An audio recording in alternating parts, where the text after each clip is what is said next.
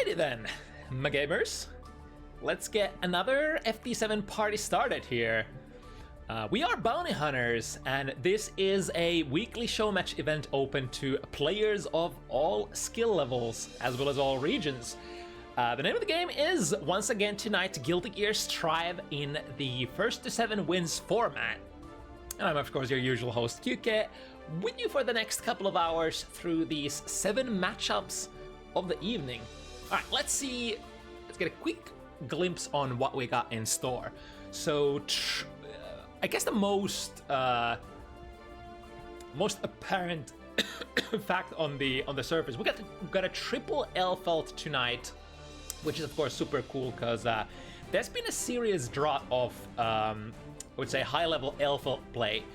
The suspects we have in the spotlight tonight would be, let's start from the bottom, Artemis in the 6th slot, an Elfelt player who made their debut last week, and oh boy, Artemis is certainly getting no chill here, being instantly pitted against a couple of really nasty players to face.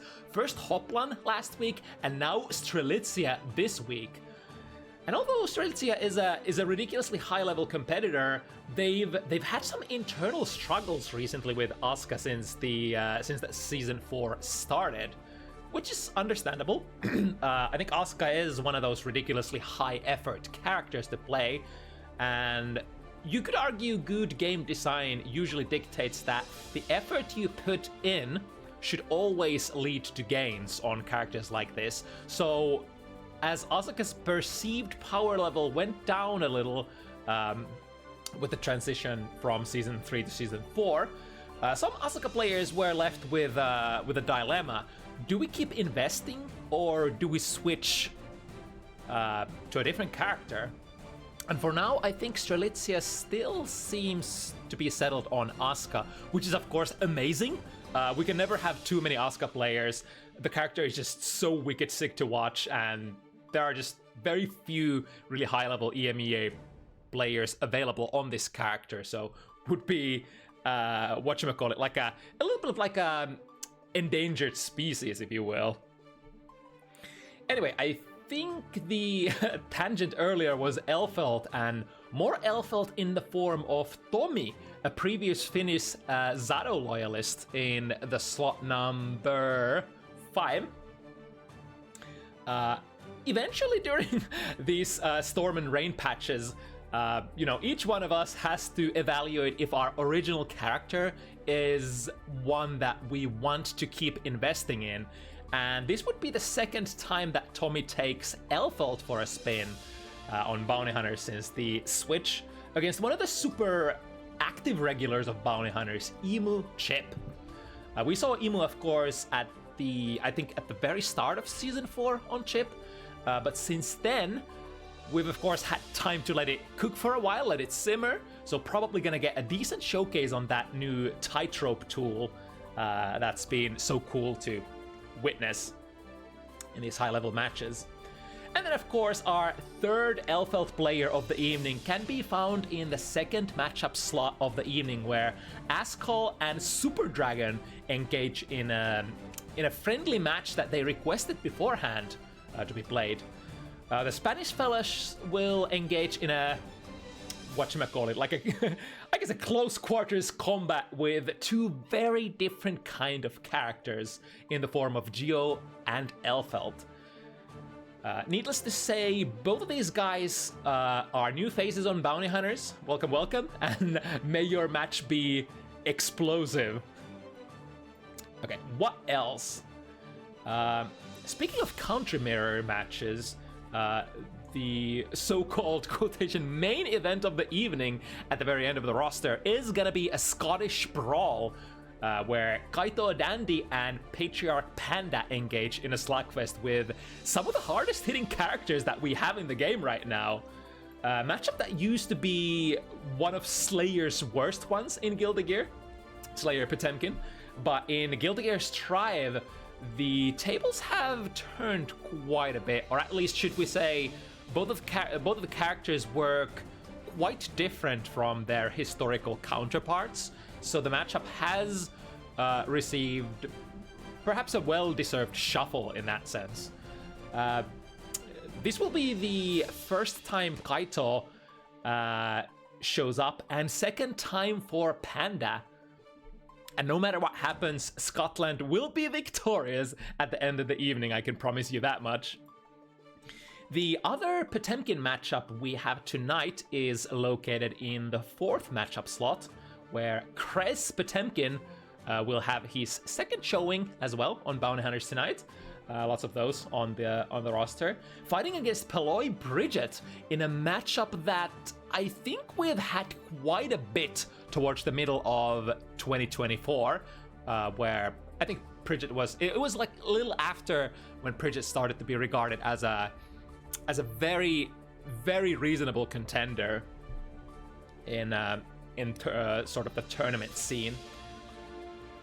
But I believe throughout the Bounty Hunters history, we've always ended up Bridget's side winning this matchup. So in that sense, waiting with bated breath tonight to see if Crez can potentially finally break the curse and overcome the keep away, the control, and the blender potential of this character, Bridget. Then, let's see, in the 3rd matchup slot, perhaps my personally most anticipated matchup of the evening, being, of course, extremely biased for, you know, being a Sinkiss player myself. This is yet another Sin player from France, the destined land of the Sin, the country where I guess majority of the EMEA Sin action comes from nowadays. It's Tibisu Sin versus BNNNZ Geo tonight, a matchup that must be maneuvered very, very carefully for both parties, as both of these characters are really good at whiff punishing with massive rewards in slightly different ways. Sin, of course, does it with really far-ranging moves, where Geo works with her natural mobility, of course. But let's see, yeah, since we're drawing close to the go time, let us direct our gaze towards the initiating first slot of the evening. Let me pull out the cards as well, before I forget that. Right. Diego Nagoriyuki, the first of the representing players of the French army tonight, will face Dr. Sweg from Finland. Actually, both of our Finnish participants tonight have a little bit of a similar conundrum going on. Both Tomi and Sweg bring with them their side characters instead of the historical mains.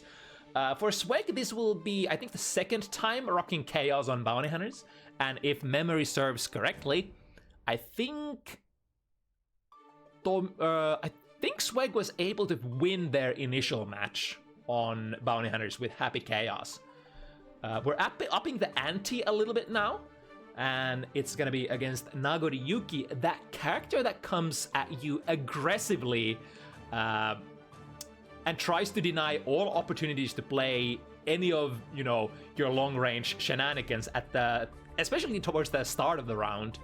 But like is the case for like many Nagoriyuki matchups, if you're able to draw out the blood from Nago player and return back to neutral, and especially if you're playing one of the characters who control the neutral very well, or have tools that check Nagoriyuki's movements, the matchup can easily swing in your favor. Like, you could get free shots here and there, you could even get free, whatchamacallit, resource recharges as well.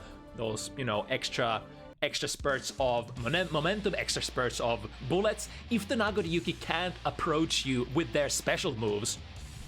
Like, even the super jump forward is going to take quite a while for Nagoriyuki to move forward, which might give you a reaction anti-air there at the end. But let's see how this goes. Of course, like we said, at the start of the round, the advantage is usually on Nago's side.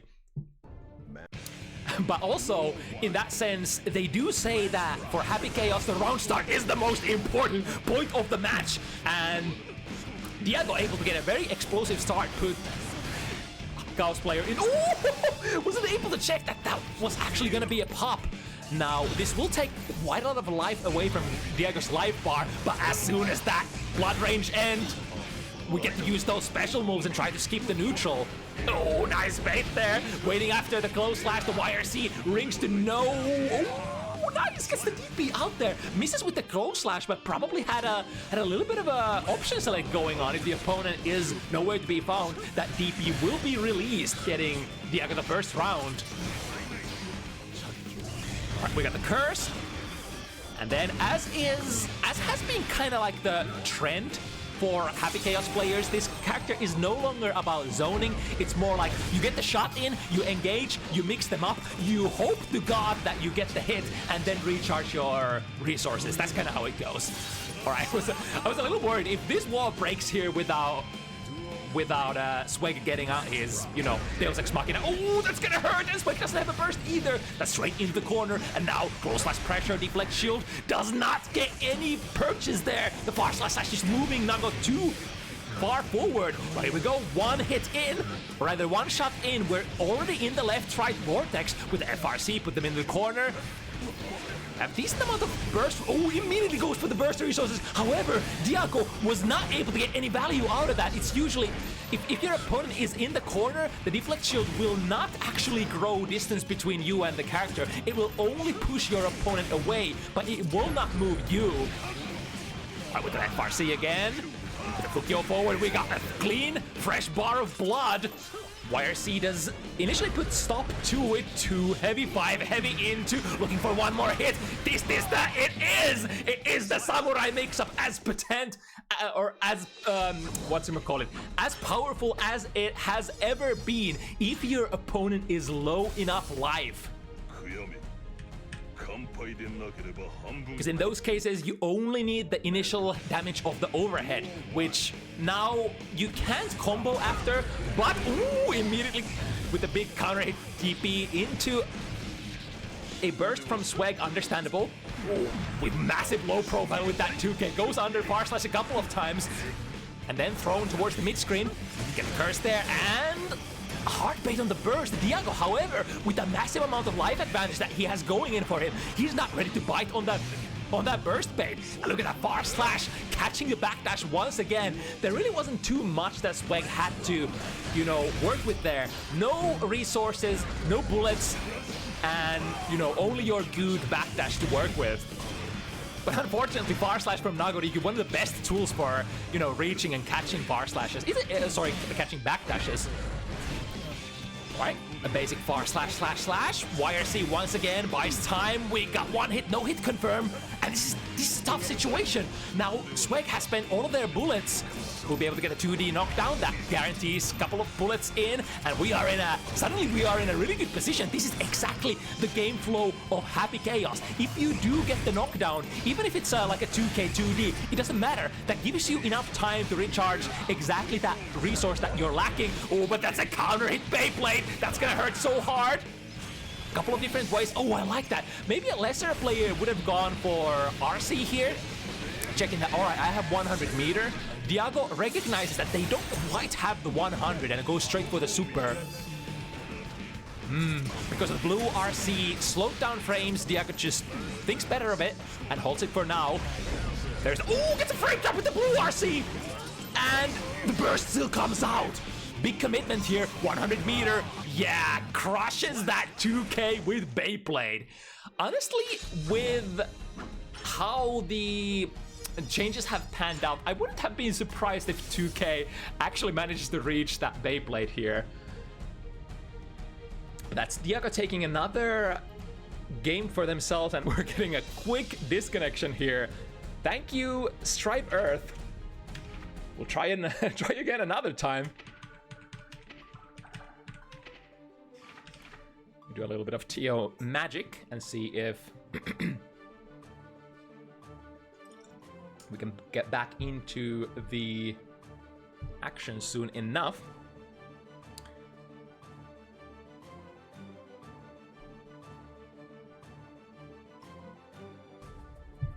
That was a really, yeah, no matter what the situation, like, with those resources there, where Diago actually bursted, that was a very big risk.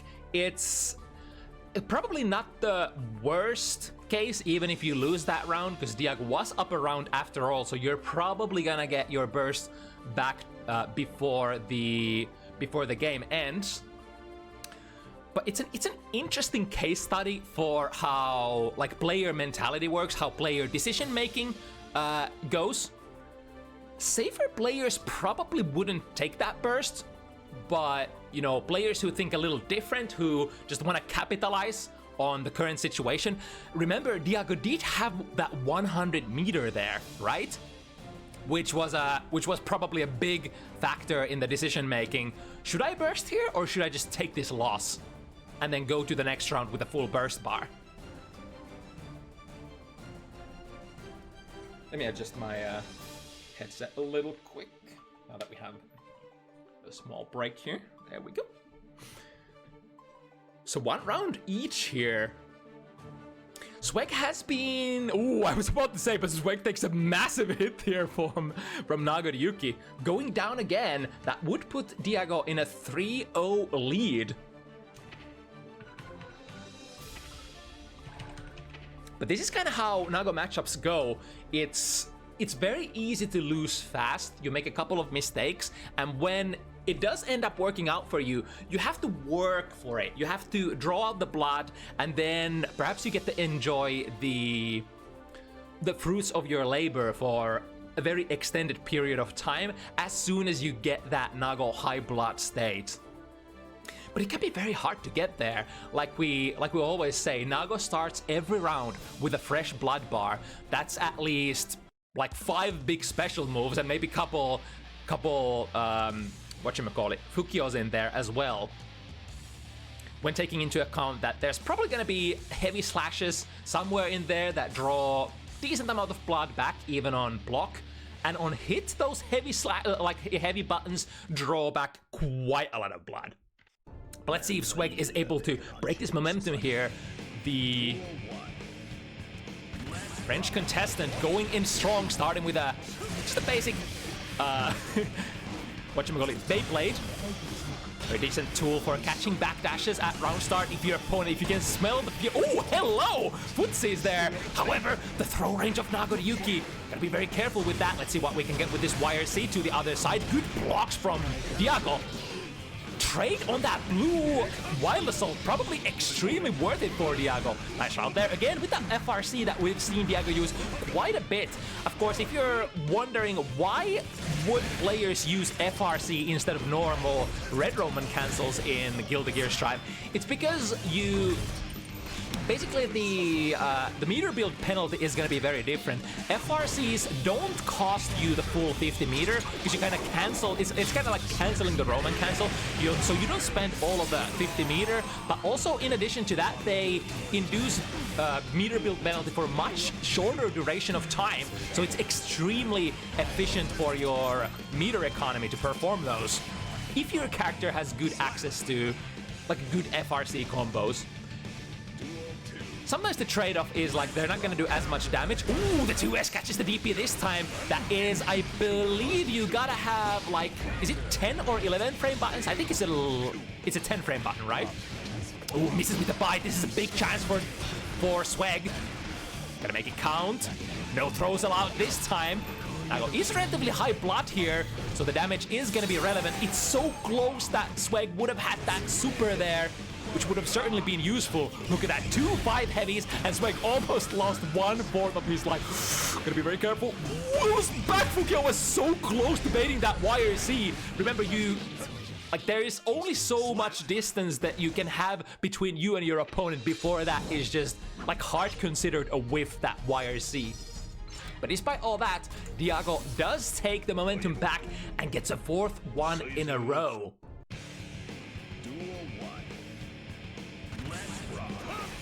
Swings with the DP once again.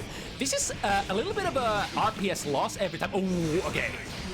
Ready with the 2P. I think there might have been an idea in Sweg's head there to just swing a quick 2P and perhaps wait for the burst from Diago. Wasn't able to get it, and then at the end, the nail on the coffin, the big DP. If you're doing anything, you're gonna get hit with big numbers here. 2K able to actually get there. before the DP goes active. The DP from Nagoriyuki around start is definitely there. It's the #1 suspect to beat. The 2P a little too far, so the far slash sequence catches for Diago. Reset into -2, swing with the 2 heavy. Lots of damage here. Again, reset into the -2, and again 2 heavy. You gotta know that situation really well, even though that is technically minus for Nagoriyuki. It's the pushback is so much. The pushback is it pushes you so far away from your opponent that you can kind of consider it a modified round start, right? Where the opponent has to be like, all right, so Nago can swing with this, and this button, so I have to produce a button that can get there. Like, even if I'm this far, I need to produce a button that will get there in this duration.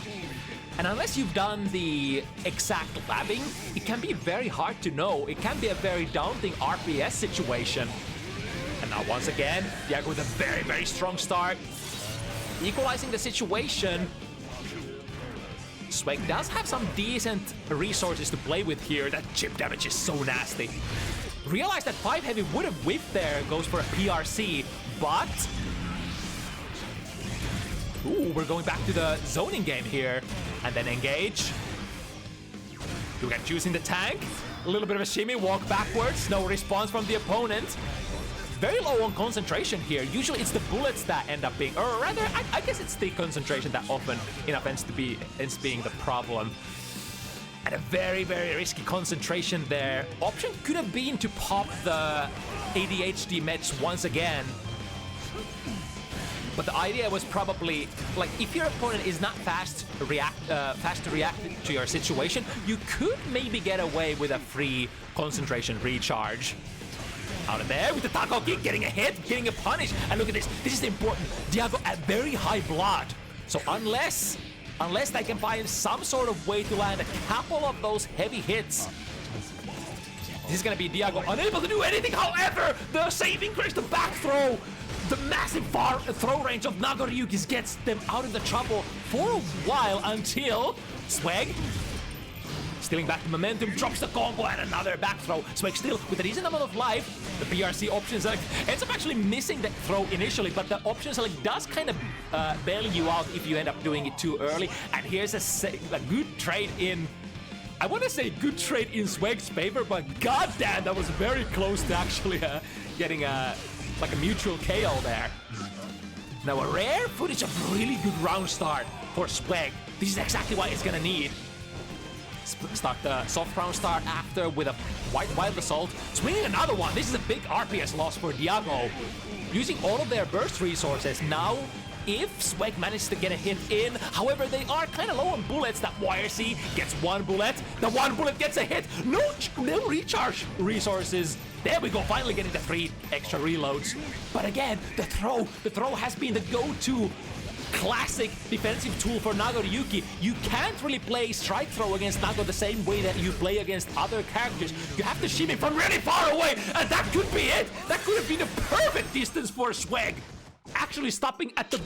That was literally outside, just outside of the throw range of Nagoriyuki. Just choosing to tap. If you're mashing a throw here, you will get caught. And Swag, not a moment too late, still on the board, still ready to run this back. Our Finnish Happy Chaos hero here does have a little bit of a whatchamacallit, hill to climb. Where Diago has been playing it very, very tight. Ooh, what a clash there. Now with the corner pressure, take the steady shot. Guard crush, lots of blast frames. But the dangerous thing here is that as long as Nago has blood available, we gotta be very careful. You see that Swag is mounting a sort of posture where he's not committing too close because those blood-burning moves might be coming. Here comes the meter burn as well from the tap 5D. Massive, massive damage through the wall. 1 bar of blood ready to go. 2S reaches, but doesn't get the conversion. It's super important for characters like Happy Chaos to hit confirm those single hits into proper wall breaks. The target finally latches on Diago. Run out of concentration during that sequence, but was using that hard knockdown at the end to get a little bit of relief there with the normal charge. Very far away from the 50 tension, so can't break the wall with a super. Somehow it does end up flowing in Sweg's favor still. Use the RC if resources are not allowing. No wall break here, however, we are going into the mix-up. Nice throw on the break, or break on the throw rather. 5D tap, and Happy Chaos is one of those characters who can convert those 5D taps. Sweg is alive, but this is tough. Starting the bar slash, catching the Beyblade, the raw Beyblade, which was probably meant as a backdash catch, but Sweg is slowly waking up, slowly becoming more fierce and more brave, not just backdashing out of those round start situations. We can indeed challenge that character Nagoriyuki, and challenge here we are. Use that. There we go. First Deus Ex Machina wall break. This will just straight up kill Diago. I was about to say that will fill Sweg's clip, but none of that matters because that combo dealt just enough damage to stick them at the precipice and get the kill with the super. Yeah. We're definitely in the groove now. It took like 6 games for Sweg to finally get the get rid of the shakes of the hands. Very, very on brand with the character choice. You know, sometimes your hands are shaking at the start of the round, but we get in there. Another really great block there from Diago on the left right, but gets caught by the frame trap at the end. Attempting the whiff punish on that too heavy. It's a little unfortunate because that too heavy is a around 60-second recovery. 60 frame recovery, so around 1 second. So very whiff punishable, especially for a character like Happy Chaos. Pop the meds, and now we are mixing. Nice with the high-lows. One more. Reversal super is definitely on the table. Got the frame trap, and that should be it. All right. Even though, so Sweg did lose the initial hit confirm there, but I think it's more important than just confirming all of your hits. Maintaining the flow is the most important part. Even if you don't get the hit confirm, just keep up the pressure and don't let them out of that sticky situation. Speaking of sticky situations, Sweg might be leading Diago into the corner. The jump does not work out. Burn blood here because Sweg was out of concentration there for a while. This ranks on block, misses the combo. This okay. We're getting back in there. Definitely think there's a wall break here.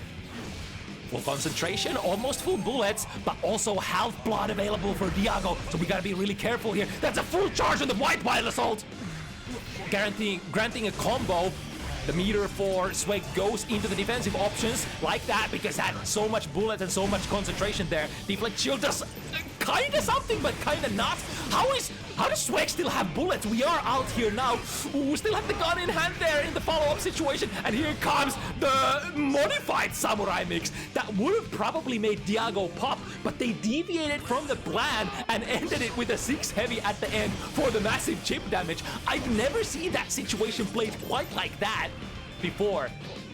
But of course, if your opponent has expectations how samurai mix-up situation is supposed to be played out, you can abuse those. Nice low profile there with the 2K.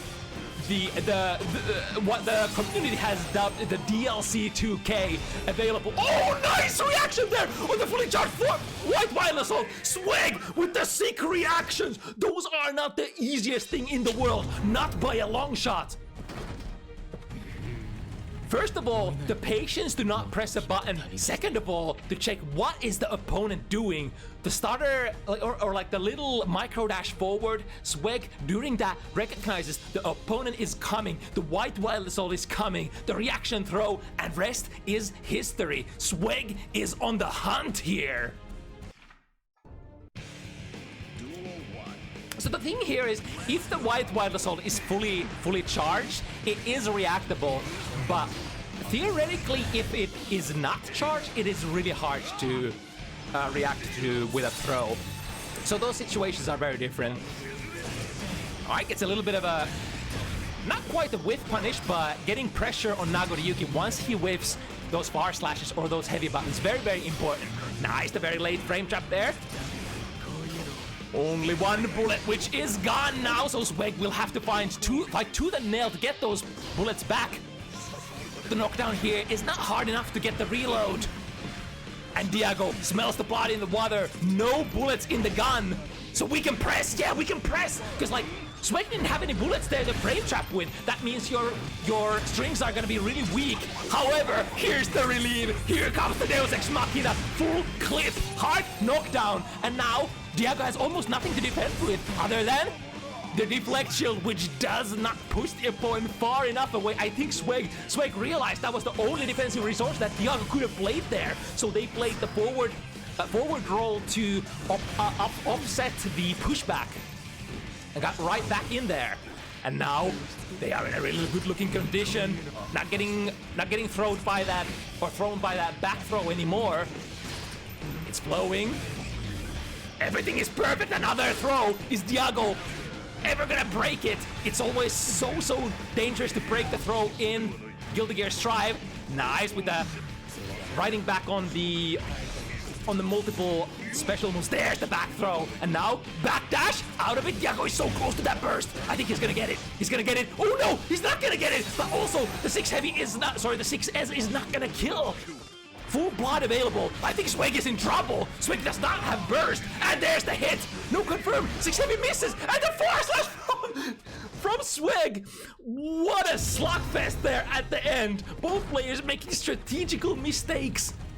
But both players also taking advantage of the opponent's mistakes.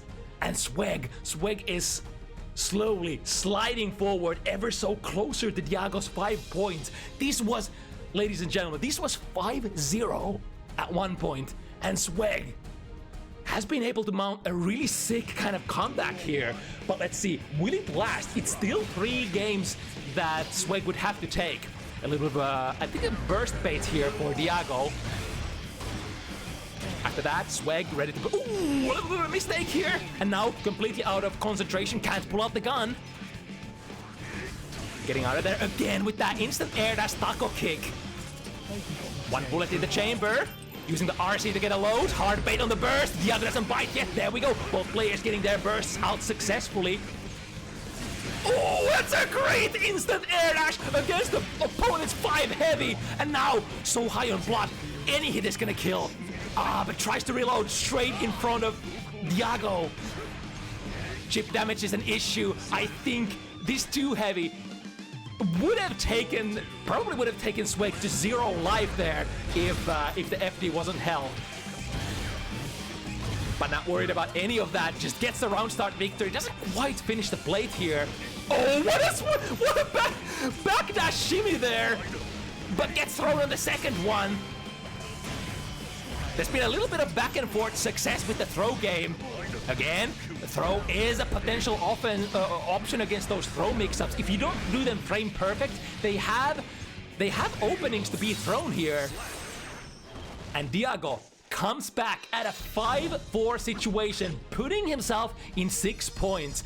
Now, the stage is set. 1 game, 1 victory for Diago is gonna procure home the match that was meant to be his from the very beginning.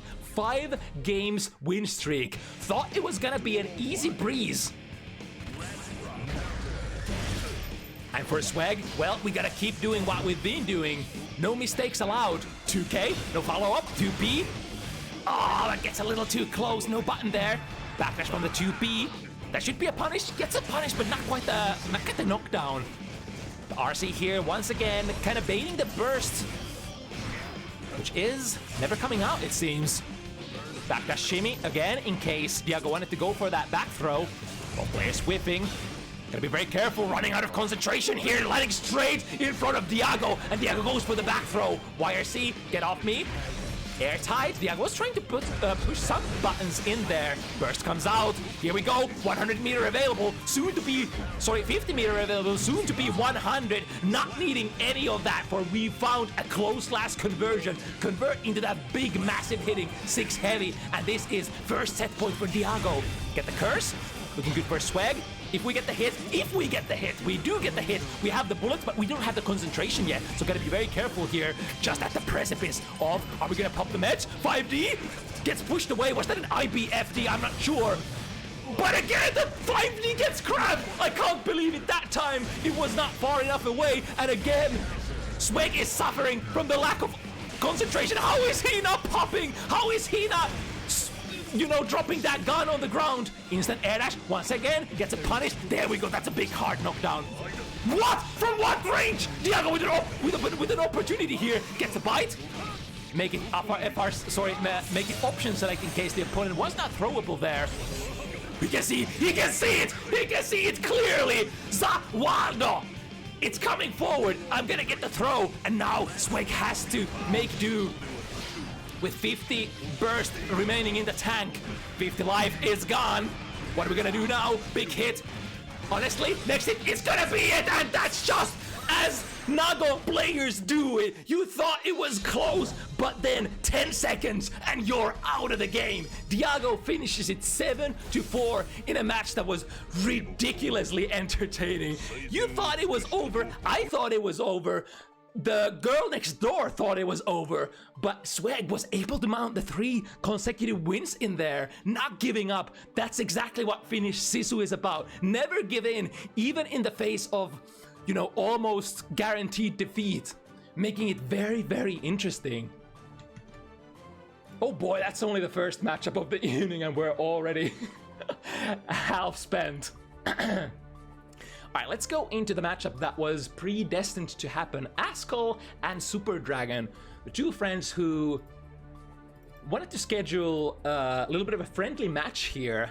A Spanish show-off. Giovanna and Elfelt. Both players on, looks like wrong characters as they're entering the room.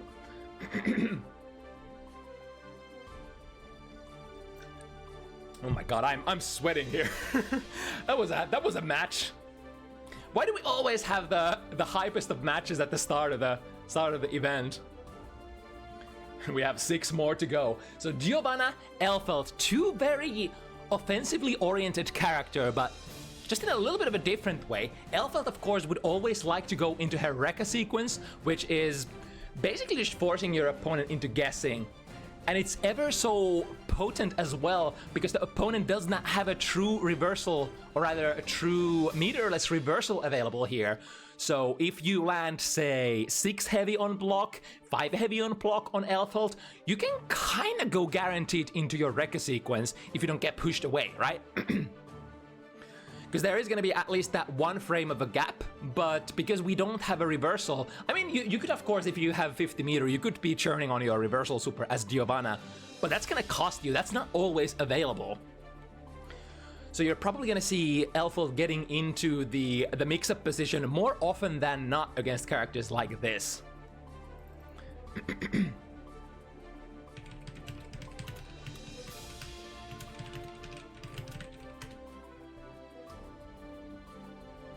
Alright, Askoll, Dragon, first time on Bounty Hunters on a friendly show match.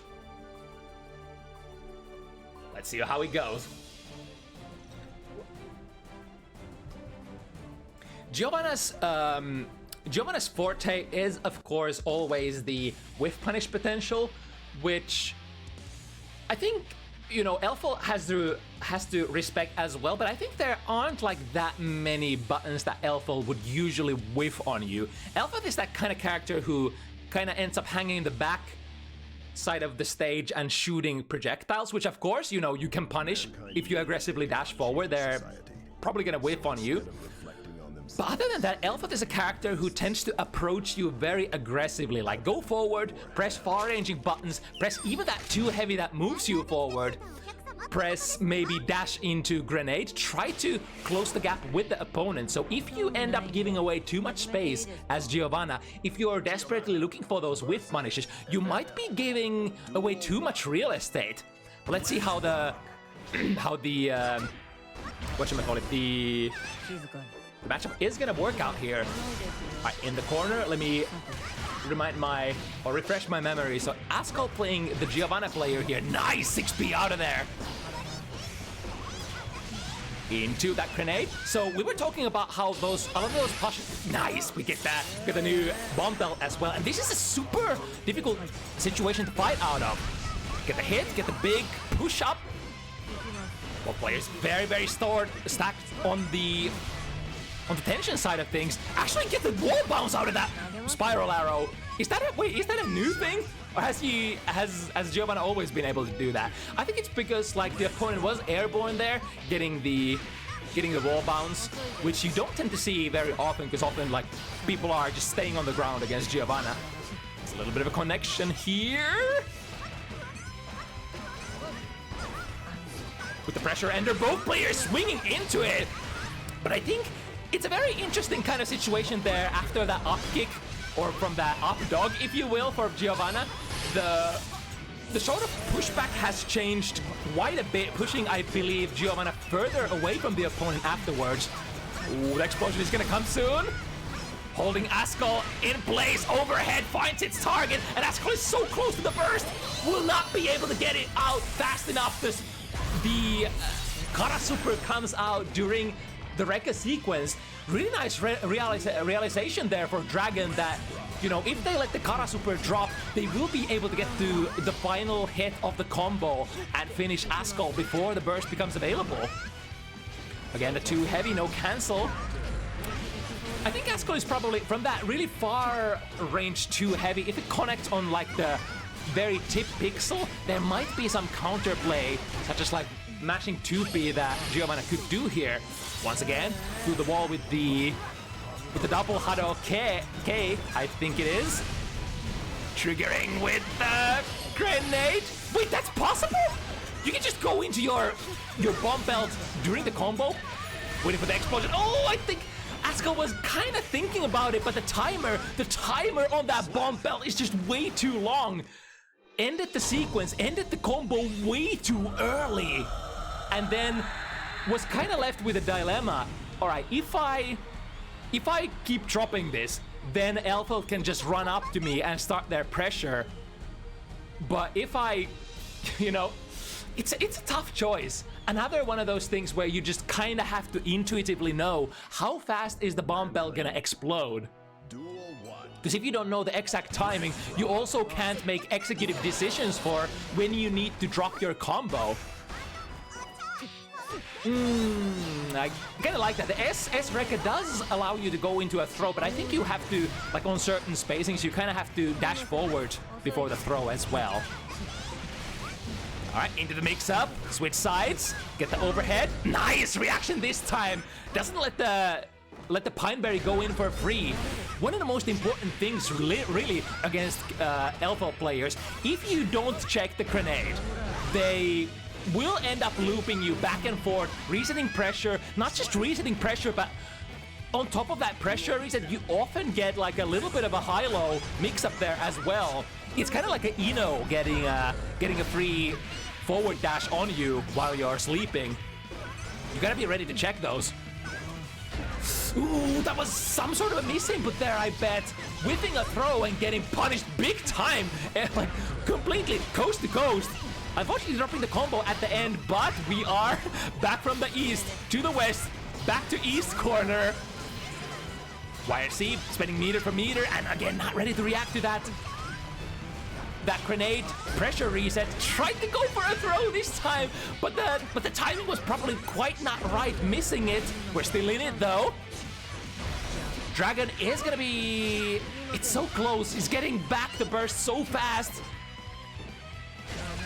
But there! Well-placed 5 heavy. Are you gonna come? Are you gonna come? Alright, I'll shoot the gun. The 5 heavy, the furthest reaching normal available, checks the distance. Like usually... Ooh, big counter hit 2D. No conversion though. I think was maybe worried about the burst, which Dragon is gonna get back here in a couple of seconds. Using FD as much as possible, push the opponent away. But as I was about to say, usually from that distance, you wouldn't think, like, if your opponent doesn't take the distance into consideration, often enough, opponents just want to hit their fastest buttons to get out of the corner. But if you're standing in like a spacing trap kind of distance, then you'll be kind of able to react to their buttons if they want to whiff them against you. But if they dash forward and press really far-reaching moves, that might be the call-out that they need. Lots of resets here. Here we go, finally! The 5B interrupts the reset into the S Rekka, which is the initial one that guarantees you 2 extra follow-ups. SuperDragon. with another super close one here on the game number 2. We'll be able to start this set with 2 games of momentum.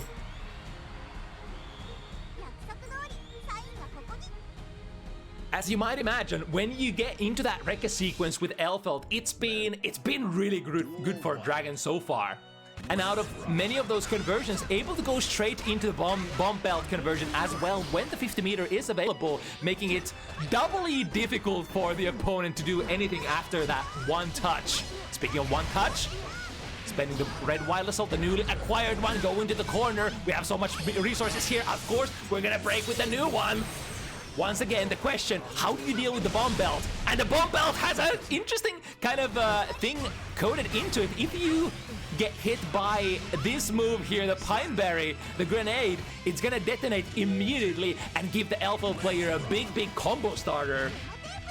There we go, that's kind of what we were talking about at the start. If you're too desperate looking for those whiff punishes, you might end up giving a lot of space and real estate away to the opponent. Oh, that's so many active frames with the bar slash, the triple hitter from Giovanna. Able to take all that real estate in a flash. But now a big, I think that was a 6 heavy counter hit. Cool, like, interesting thing about Elfelt's counter hits, I think, as far as what I've played Elfelt, a lot of her combos, like optimal combos, do change on those big counter hits. So you gotta actually know quite a lot of combo routes on her. That was a style point. Could have actually ended with a reversal super that does, you know, more damage than the setup option. But I mean, I guess the bomb belt has a little bit of upfront initial damage as well. So, you know. And sometimes in the heat of the moment, you don't have time to check, is the opponent dying off of this hit? Do they have low enough health that I can just finish with my biggest super? Sometimes you're just performing your go-to muscle memory, which might have been the case happening here for Dragon. But luckily it ends up not affecting the distance at all. Goes in with the Bridal Express. Very minus at that range. It's actually kind of hard to make that tool plus. Ooh, with the 3rd hit overhead, setting up. Another mix-up here through the wall. Not a hard knockdown this time. Drift forward, but we're out of there with the backdash of Giovanna's. And now it's Askoll's time to strike. Going to the super. This is really close to a wall break, but not quite. 100 meter in the bank for SuperDragon. This is careful. This is dangerous. Finds the overhead and no burst available, so that's gonna be straight into Kara Super from the Rekkas. Bam! So many things that we can do with that 100 meter, especially when the opponent is so low. Usually in those situations, you're just gonna keep spending the meter for pressure resets, kinda, no matter if you get the hit or not. If you do, great, the RC is gonna kill them. If not, you know, they're just not gonna get to play for a very long time. Interesting, missing with the Pineberry here and going for the throw, and now, I missed the super here. Yeah, that was a 5k, and I think the input is 236k as well. So a little bit of a mistake. Straight into the 2k, but also Askoll dropping the combo here. Backdash completely covering the red wild assault to the other side. Ooh, gets a combo out of it as well. With the low 2S multi-hitter running into the projectiles. The projectiles themselves not gonna do too much, but they are a little annoying to deal with. To the corner and out of the corner as well. They do say that, like, the one thing that you can always do if you're not concentrating on anything else but countering that Pineberry, that grenade throw reset, you can always at least get an air throw. It allows you to react very late, but it might ask you to drop all of your other mental faculties. So for example, if you're concentrating, if you're homing on that grenade, Elfelt might be able to just run up to you, throw you, or go into her Rekka sequence, which kinda forces you to refocus on different things. So it's not as easy as it might seem sometimes. You're making executive decisions as for what are you gonna try to react for. What do you think is gonna come out next? Right, I think that was a rare footage of getting a perfect setup on the Bridal Express pressure reset. Might have. Look at that! The active hitbox actually catching Giovanna. I failed to miss. I missed to see what Askoll was pressing there. It was kind of quite impressive. Tag them with the 5D. Very late drift back or drift forward RC, but still, I think that was a combo. And if it wasn't, well, there probably wasn't too many options for Askoll there. Reset once again with the S Rekka. The RPS with the Rekkas, yeah, you can see that. Yeah, that's gonna be a punish.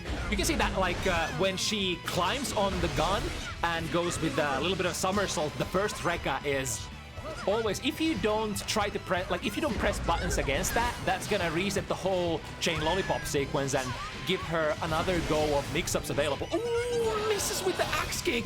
So getting punished by a throw here. SuperDragon with a little bit of a mistake here on the meaty as well. Lots of FD, makes the last hit whiff and getting a whiff punish there.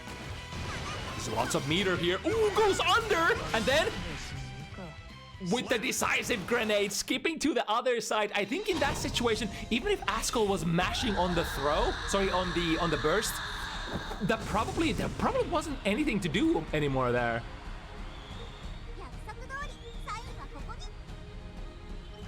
Because SuperDragon was probably after the grenade reset, just waiting. Is there gonna be a burst? If not, I'll just press a button quick and it'll be over with.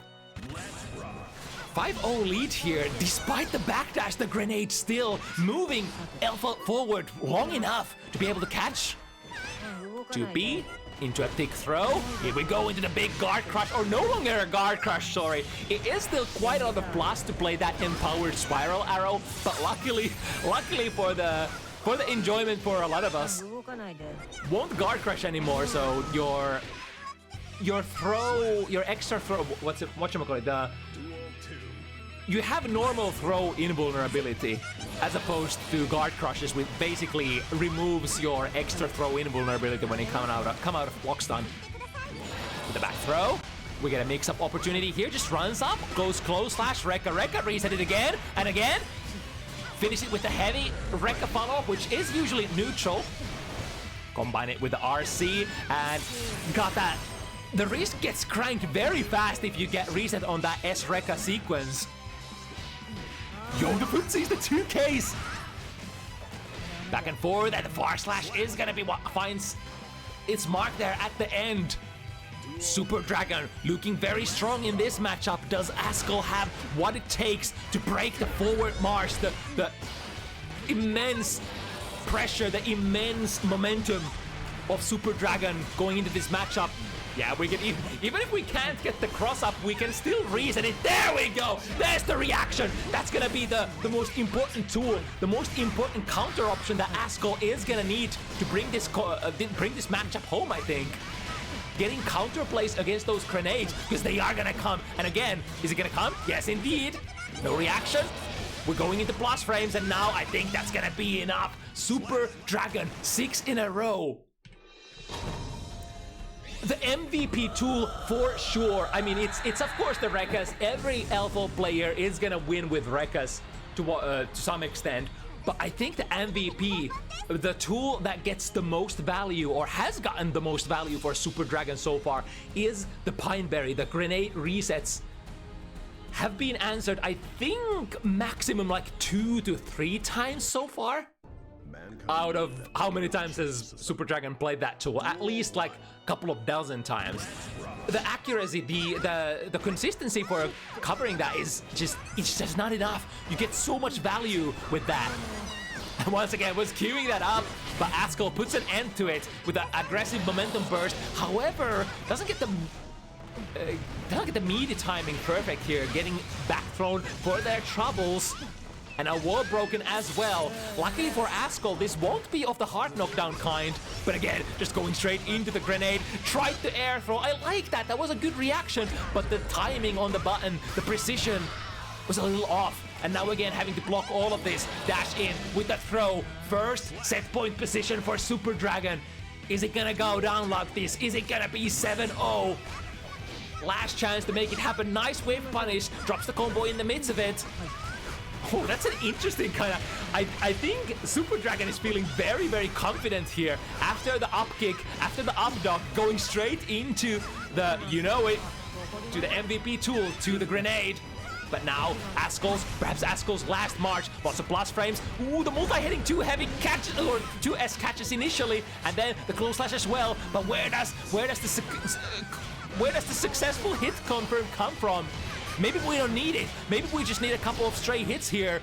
There we go, preventing the Rekka from going online, or maybe that was a grenade. Either way, we're absolutely gonna need those interruptions. Here we go, there we go with the whiff punish. The hit confirms have probably been the sort of the biggest bane of Askoll this matchup so far.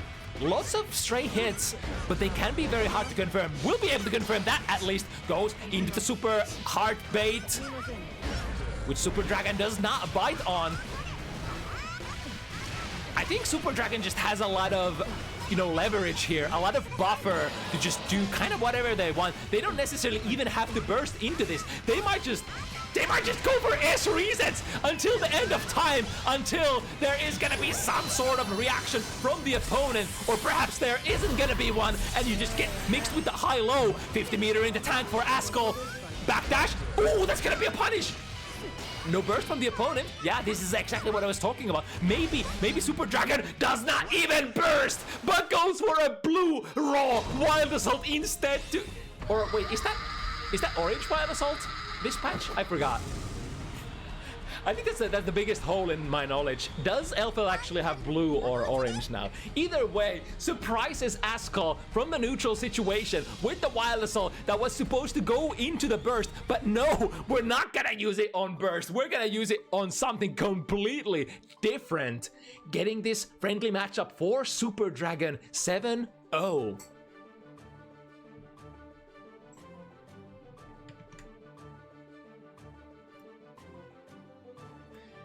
Definitely good use of the most oppressive, strong tools that Elfel has in her kit.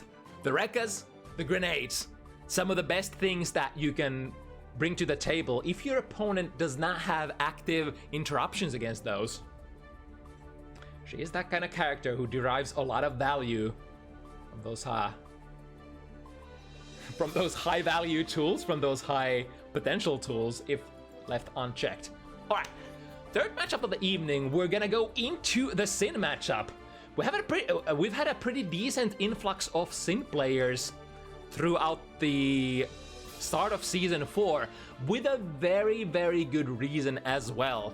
I think Sin is probably in the best place so far that he's been in Guilty Gear Strive ever.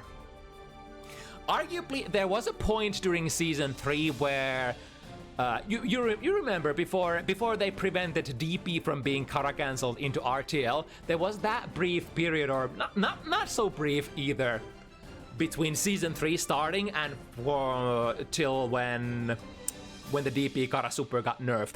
That was the kind of the period where Sin was super strong as well. But now Season 4 brings a little different kind of Sin. A Sin that has just so much explosive potential when he has at least 2 stamina available.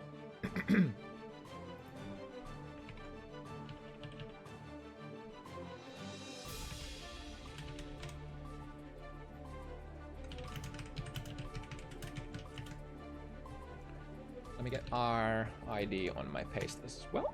Call the players in. Alright, another back-to-back Giovanna game. This is gonna be a little different. So I would say whiff punishing is the sort of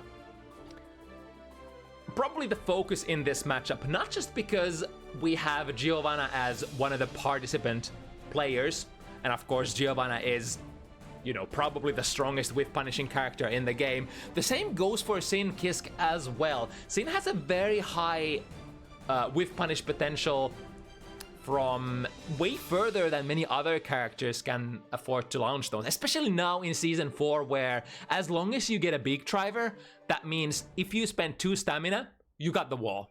No questions asked. Even if you're like almost full screen, you get the opponent to the other side of the stage. It of course has to be played very carefully. If you miss like any of your S buttons, any of your slow buttons, you're probably gonna get whiff punished by a forward dash into 5k from Giovanna. And of course, it's ever so difficult to contend with that Giovanna 2D, because you're kind of, as Sin, you're always playing a distance where you're trying to utilize your like your superior range. But then against Giovanna, she has that 2D, which, even though it's not necessarily like what Giovanna players want to be doing layer 1, they would much rather be up close and personal and not trying to play footsies with you.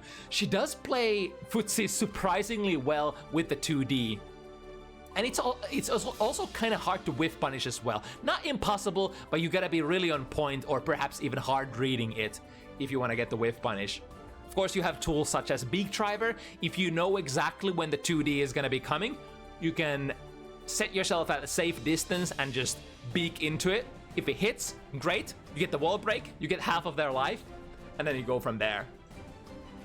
Very back and forth explosive matchup that can swing one way or another really, really fast.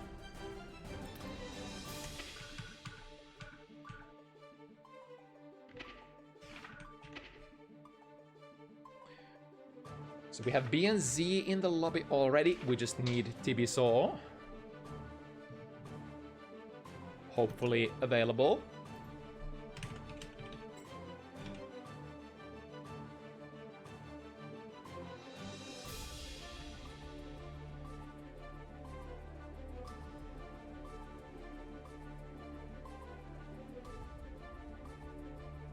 Another option would be perhaps to play the 4th matchup first if Tibisu needs more time to react to.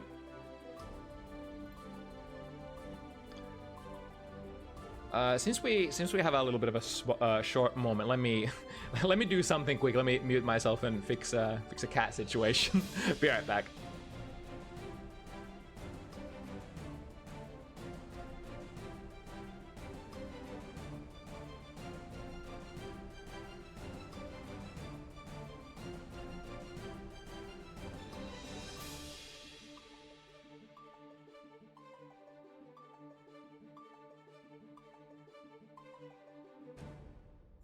Right, back. What's the situations here? So, no sign of Tibisu at the moment. If that is the case, what about this? Let me figure out if Crez and Paloy would be ready to play instead.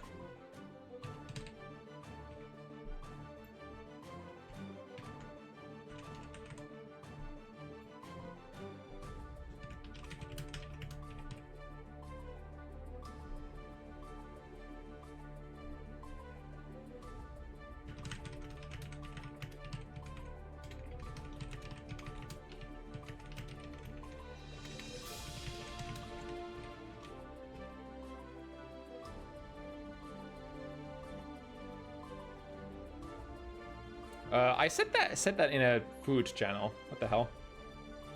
That is definitely not the channel I wanted to be posting.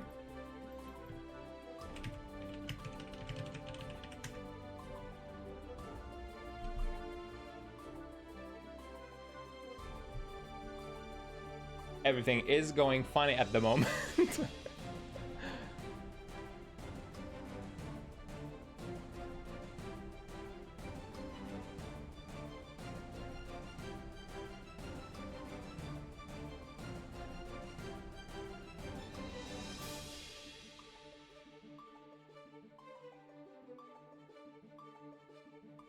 I might just fuck this up because I posted in the wrong channel. The players might not.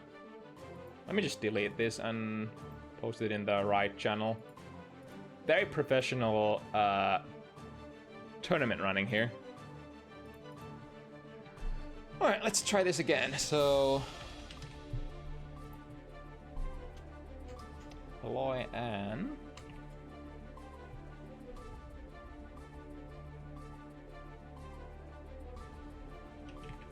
Crez. I think I saw Paloy say that they would love to get a little bit of extra warm-up time.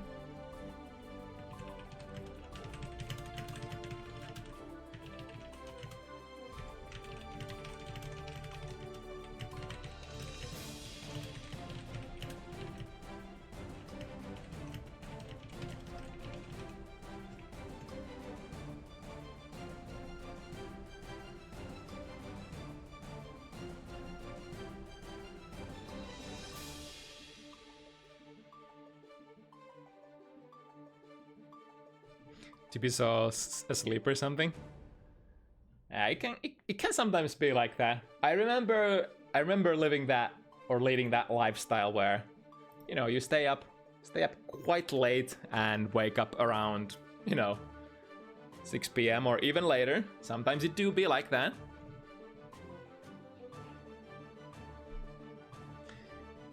Well, if that can't be manifested, what did we have in the number 5 slot? So we have Tomi and Emu there.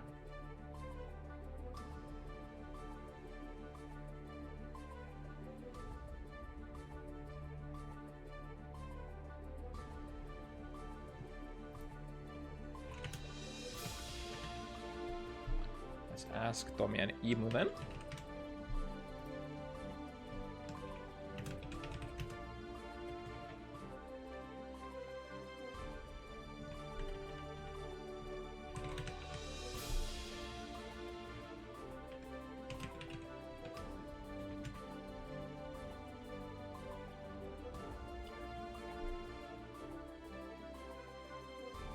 Sorry about the wait. We have a TO emergency of the most unfortunate kind when there's multiple pairs that have difficulties hopping on next.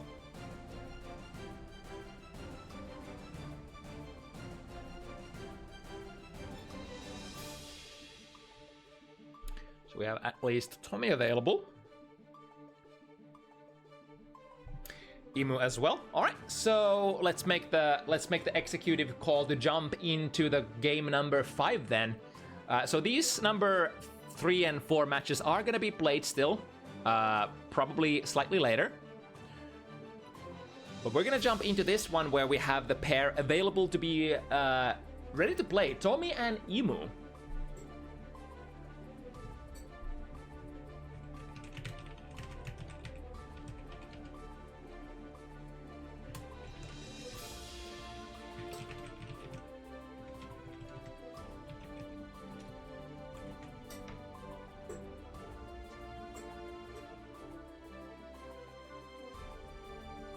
Right, so this time I had to actually focus my eyes for a moment. What character is this in the card? But of course, Tomi does play Elfalt, one of our 3 Elfalt players tonight. Getting into that relatively high level play territory. We've seen Tomi once on the Elfalt so far. Or wait, was it twice? Let me check my data sheet. Because we do have that available. Yeah, it's been 1 match since the Zato 1 switch.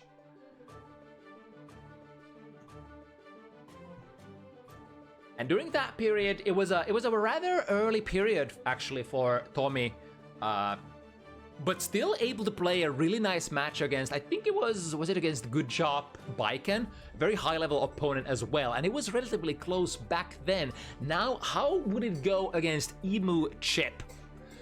A player at around same-ish skill level, if I had to take a wild guess. I mean, of course, we have the data. We're not guessing here. We know things. We know things for sure.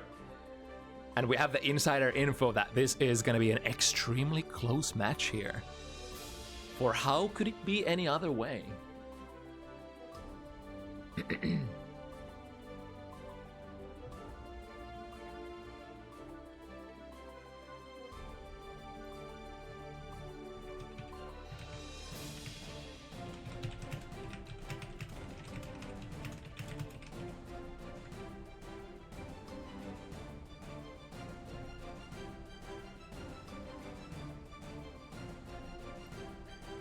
Emu is on the way. I think it was a little bit of a surprise call.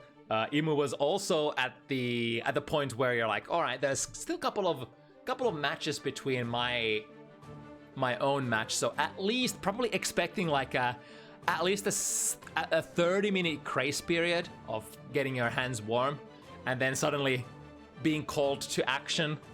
That can be a little tough thing to deal with. But hey, sometimes it has to go like this. And We'll see which one of these players is gonna be ready to take the initial advantage. This time, from Elfel's point of view, the opponent is gonna have a meterless DP, so... You know, going into the Rekka sequence is never ever guaranteed, unless it comes from some sort of weird forced situation where you have so much frame advantage from like a red Roman cancel or something. Even those heavy buttons into S-Rekka will have at least one frame of a gap, which can honestly be DP'd by our fair little ninja here. Not to say that's always the best option. We are, of course, working with one of the most pixiest. Pixiest, is that a word? One of the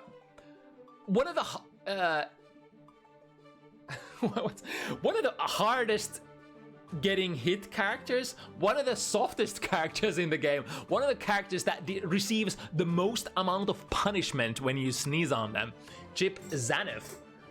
So you don't want to be whiffing that DP willy-nilly if possible. I guess playing into this matchup would also be the fact that Chip no longer has the fastest in the game 5P, no longer a 3-frame 5P, which should probably to a certain extent play into some of the Rekka RPS that you play against Elfald.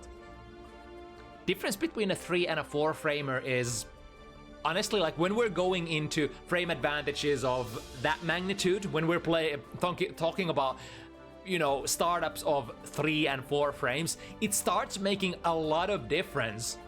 Because many characters and their pressures are designed in a way that they beat certain startup moves, beat certain gaps, and then have difficulties against, you know, different frame advantage situations. But all speculation aside, let's see how Tomi's second coming with a new character, transitioning from Zato 1 into the Elfald, probably much more fun to play in this Season 4 patch. Let's see how it goes. Emu, of course, has been... Oh, let me switch the names as well to reflect what we're playing here. Emu, of course, has stuck with the chip for a long time, and we did see Emu at the start, very start of Season 4 on that initial chip appearance. Since then, it's been a couple of months. We've let it cook. We've allowed the chip players to, you know, test the waters with the new tool. Nice whiff punish there with the heavy button, no less. Plus frames, straight into the tightrope. Of course, the tightrope normals are ridiculously good hitboxes. Generally, you're probably not gonna challenge tightrope normals that go already active. You're probably trying to challenge the moment where Chip is trying to take the tightrope himself. He's trying to attach himself into it, rather than trying to challenge the buttons afterwards. Right now with the Elfald pressure, even despite the FD, spending 50 meters to make sure that we are sticking to the target. And look at that, that's the damage. That's the damage we're gonna be dealing during this set to this character, Chip Zaneth. It's 1 or 2 combos, 1 or 2 touch world. That tends to happen way more often than many other characters. Nice ricochet, getting into position to play this again. And then with the new shotgun heavy follow-up, or rather the shotgun heavy ender, now causes a wall break, or not wall break, but a wall bounce that allows... Wait, nice! What was that? That was gonna be an alpha plate that Tomi was able to throw there, and got the read on the burst as well. Got a super wham bam, thank you man. You're going into the next round with the clean reads, clean execution. Tomi gives Emu no time to adjust. The call to action has been made. Emu with extremely cold hands. But Tomi says, no, we're playing right now. You're gonna adjust to this momentum or you're going to perish. And that's the base, that's the precipice, or that's the setup that we have here. That was from so far away. With the Wild Assault still getting a conversion. DP switching sides, that was a very nice hit there. Now with the 50 meter, spends it immediately. This is a little unfortunate for Emu, having to spend the RC for such a small conversion. Nevertheless, the tension build penalty is on. We got that jump S. mix up into Super, perhaps waiting for Tomi to burst, but Tomi smartly holding on to that burst, knows that even if I get this burst off, I'm gonna be against Chip at neutral situation, which might not be the easiest thing to overcome. What a big starter here. 6 heavy. Round start from Chip actually reaches high enough to catch that grenade. Right, ending the string with a shot. I think Elva has had she had that buff on the grounded shots where you can now move, sort of end your pressure a little more safely with that, like that ground gun as well, if I recall correctly.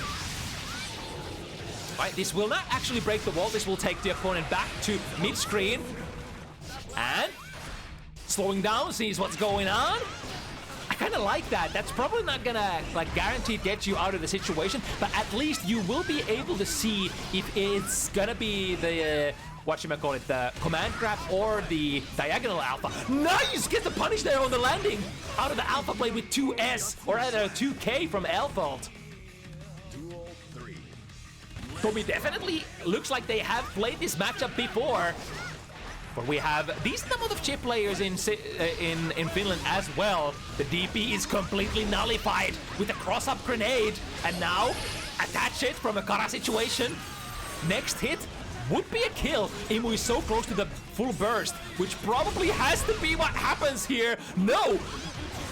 Kind of gambling, making a read that Tomi is probably gonna drop the combo, which, you know, in the end ends up happening. But goddamn, if Tomi did not drop that, that could have been lights out very, very fast. That's kind of the burst bait meta. Are you ready to gamble your life on taking your hands off the stick or your controller? Are you willing to bet it, you know, the opponent dropping their combo or the combo just not killing you? That's not gonna happen very often against Chip. Alright, switch sides from the wild assault. Ooh, gotta be careful here. Running straight into the 5 heavy. And then the burst, still with the plus frames. Red wild assault into the mixer. Rekka, is it overhead? Is it low? Is it throw or is it a reset? All of those options are on the table, and now Imu has to play it perfectly. No hit run for the rest of the round. Plus frame from the clone. Get the throw. Reversal super or YRC is available here. Of course, you want to always be... Ooh, that's the PRC was a little weird here. Imu still somehow alive, but the chip damage and the overhead coming through at the very tightest moment. Round starting with the grenade once again and go into it again. It's literally the tool that that sort of asks your opponent to focus their attention on it if they wanna call it out. It happens so fast as well. 6B into Bridal Express. You're in the corner. Find the head with the low this time. Tomi was using those overhead Rekka so much earlier into these 2 rounds, and then switching it up a little, going low, and just finding a basic hit into RC. That's all it's gonna take. Tomi, with 2 wins against Imu's 1, these rounds are probably gonna go zoom past so fast. There we go, going airborne. Usually a good proposition against that. Nice 6B from the perfect angle as well. Imu tried to go for a whiff punish a little late there. So Tomi gets to press more buttons with the S-Rekka, then go for the high-low. That's one other option that you can play. If you're not like exactly next to the opponent, you can whiff the S-Rekka, which is usually mid, and then go straight into the high-low instead. Alright, switch sides again. I'm not sure if that's the crouching animation from Chip or if that's the DP start animation that I've seen during the cross-up grenade. Either way, just like the previous pair, Tomi has had a lot of success with that grenade, reasoning pressure. However, speaking of pressure, ooh, completely airballs the situation. We still have the tightrope, but we can utilize it successfully. No wall break, which is probably in favor of Imu here, because they are still not at that crucial 50 tension threshold that you're gonna need for most of your conversions. Again, judges that the RC would have not been enough, but surely this time, with the small conversions, the small but effective conversions that Chip Sanif is known for, finds a hit into the third Rekka, plus frames once again, the most common strike throw situation that you can set up. And here we go, starting with the first Kara Rekka. This is how it flows. Now, hard knockdown, tension build penalty. Yeah, Tomi knows he has to spend something here. Be it full burst, deflect shield, YRC, you need something immediately to stop this situation from looping. Jump out works out here as Emu chooses to play the raw throw. Nevertheless, it's not gonna be enough. Emu got into that positive bonus or that wall break loop very early into that round. And when you go into that wall break loop so fast, it's so grim, right? Because Chip starts building resources very early, and at that point, if you get wall broken from like the first interaction, you don't have the burst, or sorry, the tension yet to fight back. Maybe you have your burst, but maybe you don't. Ooh, nice! That was a perfect ricochet, able to pick it up with a normal afterwards. Emu looking for the whiff punish, but the whiff punishes haven't been working out so well, so maybe a little bit of hesitation there. Oh, okay. Yeah, I can actually see that. 3-1. I was actually thinking that might have been the case, because I was like, wait, did Emu really get the first round or not? Thanks for clarifying that. All right, back into it, into the low, and now mixing it up even more. However, the heavy follow-up or the Ender Rekka still able to reach after the deflect shield, which makes it rather neutral. But now Emu with the corner pressure, we would like to have that 50 tension to go into the loop, but not this time. We have to still work relatively hard. Misses with the diagonal alpha, straight run into 6P, finds its mark. We're missing the 50 meter again, but now it's actually Tomi who has it and spends it to the most valuable thing. Even with the full burst, can Emu actually do something here? Look at that! Immediately from the overhead, it just triggers like that. There is no burst to be had. That is so dangerous. In that situation, you have to leverage. You have to take into consideration how much damage the initial bomb belt explosion is gonna do, because overheads are gonna trigger it immediately. In that situation, you're like, all right, I gotta burst immediately, or I gotta spend deflect shield to get them off me right away. There is actually a lot of that kind of interactions back and forth depending on the situation, because like we've already talked about the wall break loop of Chips, but it's almost as pressuring here. The Kara Super is actually going to be enough. Not quite. Tried to get some sort of a pickup there at the end. The Kara Super into FRC into, I think it was Bridal Express that was the play there.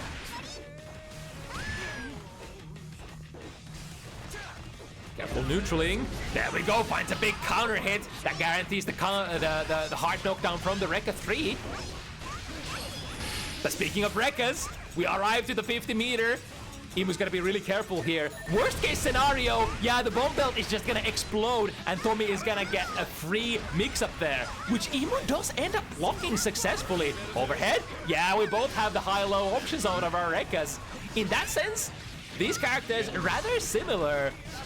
But I think the differentiating factor is that Chip usually needs to have the 50 meter to combine with it.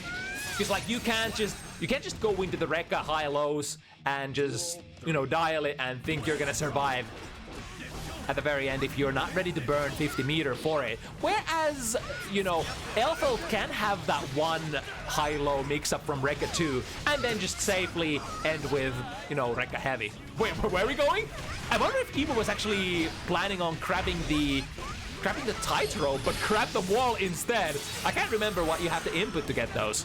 I think it's like up, down for tightrope and left, right for the wall, right? OTG to heavy into a grenade.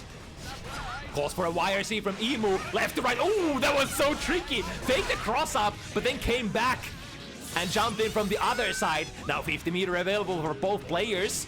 Finds the 2K, and that's gonna be the kill because Emu is still far away. Not so far away, but relatively far away from the burst. I think there was one hit. There was exactly one hit during which Emu could have bursted, but again, it's the guess. Is opponent gonna drop their combo?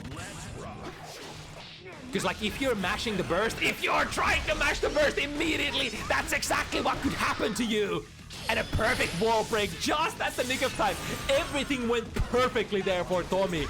Getting the wall break from the last Rekka and then the 50 meter. And now overhead. Oh my god, and it works like that. It immediately causes the wall break. That's so nutty. That tool is so absurd.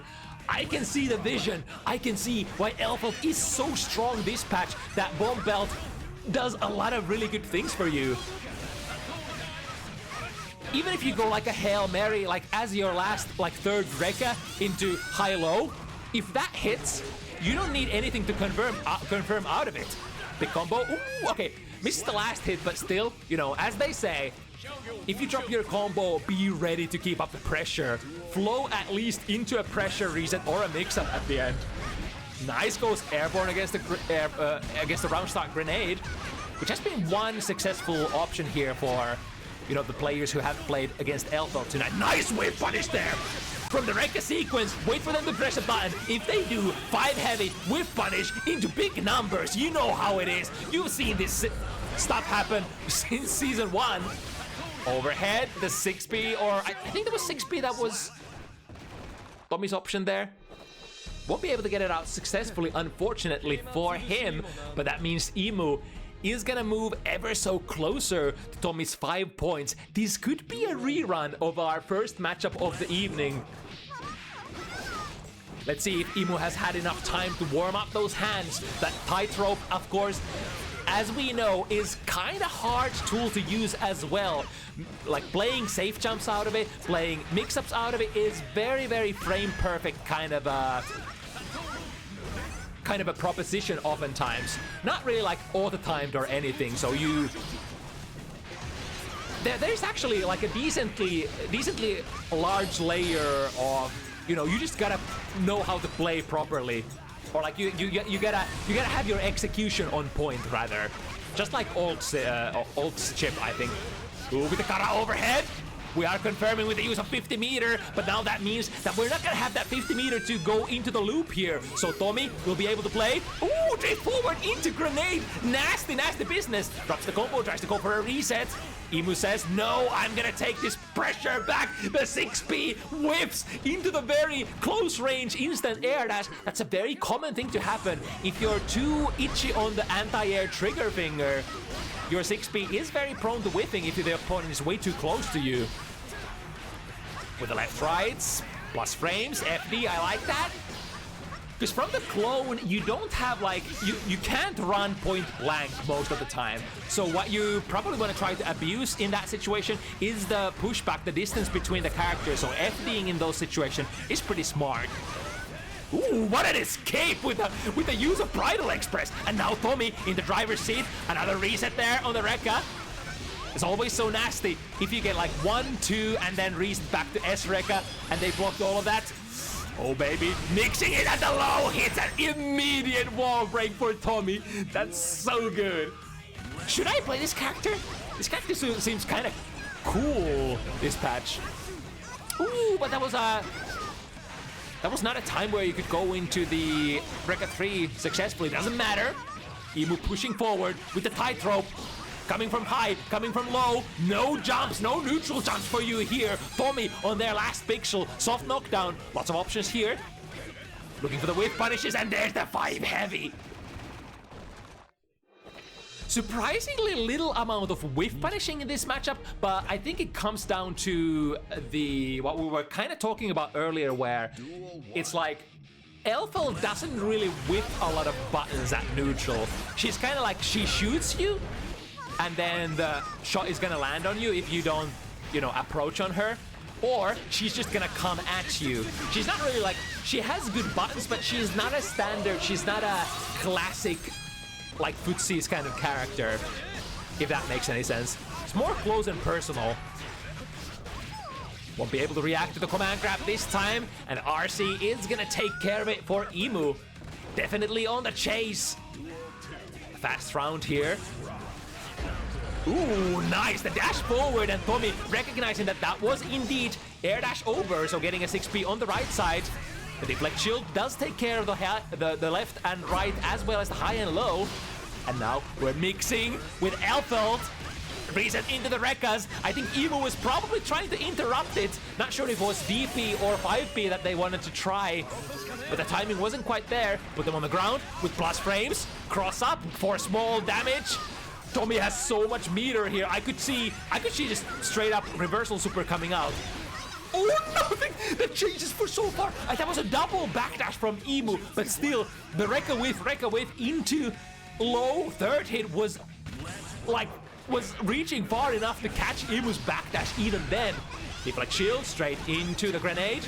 Kind of into a evenest situation. But now Emu reset into the command grab. Here's where it starts. Oh, okay, we're cashing out here. Kind of expensive cash out, but understandable. We're going into the positive bonus, and that's gonna make sure that you have enough to go into the Kara Super. Not quite the kill here, but Tomi with 50 tension, full burst available. Lots of options. Ooh, with the button.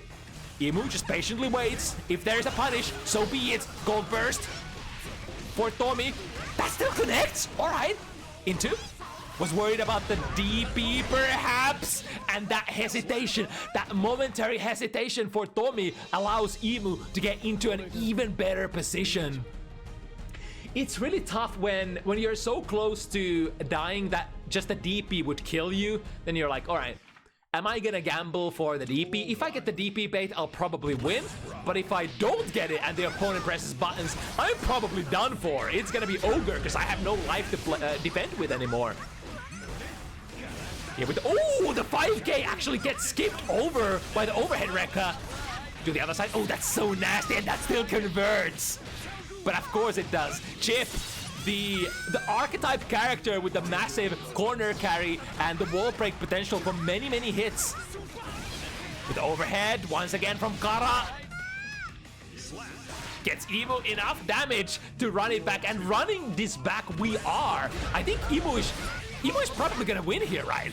If I was reading the momentum, I'm like, Emu started very shaky, but now everything is lining up perfectly. That 6P, that throw bait, sorry, that burst bait, everything. Here comes Emu, finds the low. RC is possible. We can super here. Sansei Roga, you bet your ass it's gonna be Sansei Roga. The most amount of damage. We don't even need the wall break. Just take it right here. 5-5 Emu from a very disadvantageous position. Oh, are we gonna get a disconnection? Let me notify the players. This is moving on to the championships round, championship rounds. Wouldn't want to miss any of the upcoming games here, especially at this very crucial moment. The momentum has swung towards Emu's side, but will he be able to maintain it till the end? Okay, the players make the call to skip the round and not play. So that means we're not gonna miss any games here, as we're nearing the finale of this third set of the evening here.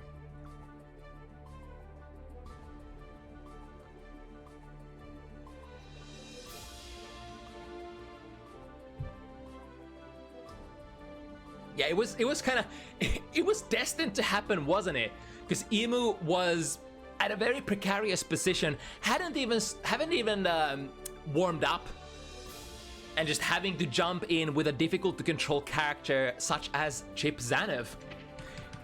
Especially in season 4, we were talking about how difficult the tightrope is to control, especially if you're trying to, you know, set up the tightrope left-rights as Okizeme, especially if you want those safe mix-ups to be safe jumps as well. You have to have very accurate execution, and jumping straight into a match just like that with cold hands can be kind of tricky.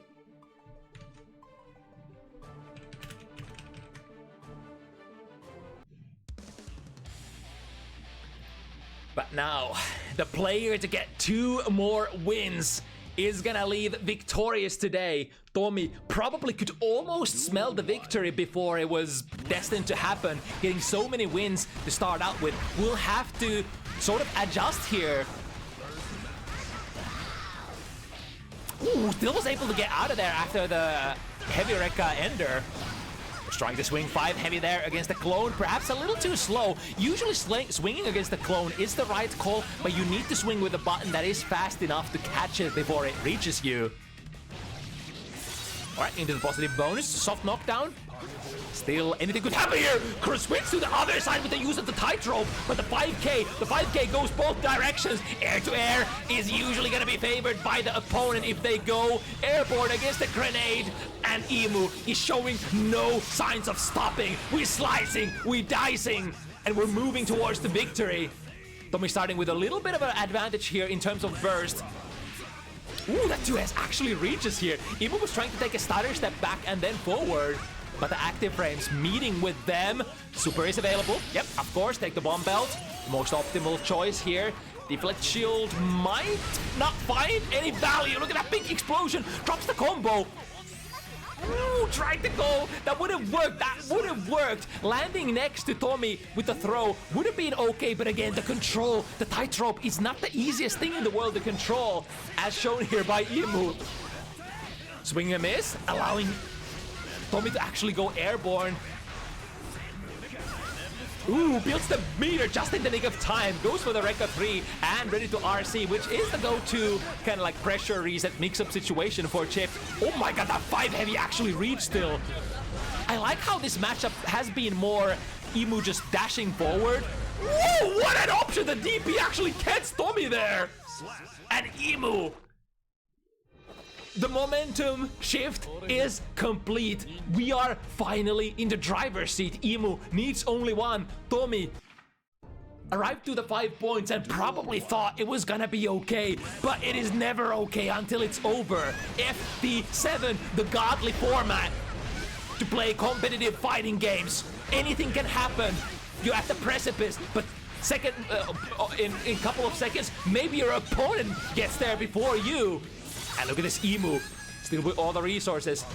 Burst, ready to be spent, but often enough, I'm gonna be honest, Chip Zaneth doesn't necessarily even need the Wild Assault to make these conversions happen. But now from Tomi, taking a little bit of a breather there after the RC, seeing if Emu wants to donate the burst. But Emu, of course, nice XP, mashing it, getting the interruption off the blade. Here's another interruption though, DP out of the pressure. Set point, Emu. Is it gonna be over right here and right now? Dash into 2K, more standard stuff, missing with the gunshot from the air. Ooh, the DP once again against the orange Wild Assault. Into the corner you go, and he builds the meter. Miss input though. So this is gonna be a soft knockdown. The bonus side is now, if we manage to, the thingy, the shuriken, is that's it, right? Emu with the massive swing started basically like 4-0, 5-0, and then it's like, all right, I'm done warming up. It's time to mother freaking play, and Emu takes the set in a very aggressive maneuver, in a very aggressive kind of style. As I said, there was way more just approaching from the Chip side this time instead of just looking for the whiff punishes, and that's probably because Emu knows you can't just dilly-dally. You can't move backwards against Elfold. She's probably gonna aggressively take the space or gonna fire a shot. It's gonna ricochet, get lots of plus frames, and then you're gonna be sad. You don't want that to happen. You want to be the aggressor in every single situation. You don't ever want to depend on Chip Zaneth if you can help it. And that's just like that. The momentum shifts, and Emu takes the set. All right, let's see. What are our options here? So I think Tibisu. I think I still didn't see any response from them, right? So that would mean that we play Paloys versus Crez first, right?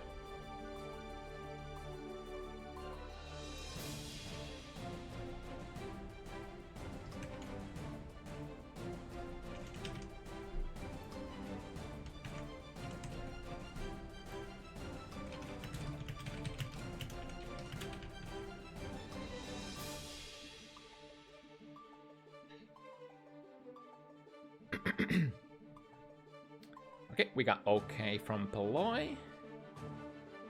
I think I saw Crez in this chat earlier as well.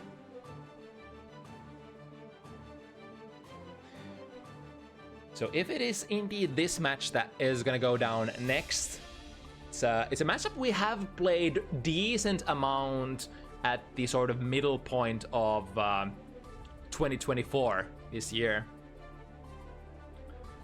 It was like a cluster of Potemkin versus Bridget matches, and all of those, like some of those were relatively tight, but I think every single one of those in the end ended up in Bridget players' favor. So now, big test for Crez if we can alter the destiny of these two characters on the competitive front. Will we be able to get a W for Potemkin? Potemkin that is gonna be changed very soon as well. I think everybody is aware of the new announcement that we are actually gonna get a battle balance patch. I think it was 23rd of December, so just before Christmas. They're gonna be they're gonna adjust a couple of things that didn't really align with their design philosophy moving to season 4, which is, you know, they wanted to increase the amount of interactions, but some characters just were hitting way too hard. And although Potemkin actually wasn't mentioned in that category, Potemkin actually in that changelog, or rather the announcement of a changelog, had their own category where they said, all right, we did a lot of, you know, very critical changes to Potemkin, and we want to revert some of those, and we want to give Potemkin the Kara special moves back. So those are going to be making a comeback. But in terms of what else is gonna, like, is there stuff that's gonna be reverted as a result of that? We just don't quite know yet. One thing I would bet money on, though, is that the Buster armor is not gonna go anywhere, because I think that was more of a trade-off between back Megafist or Megafist hitbox overall just becoming way weaker. So back Megafist became much less of a viable tool to defend with, and that was the trade-off why they put armor frames on Buster, to get yourself a new 5-frame mash button, if you will.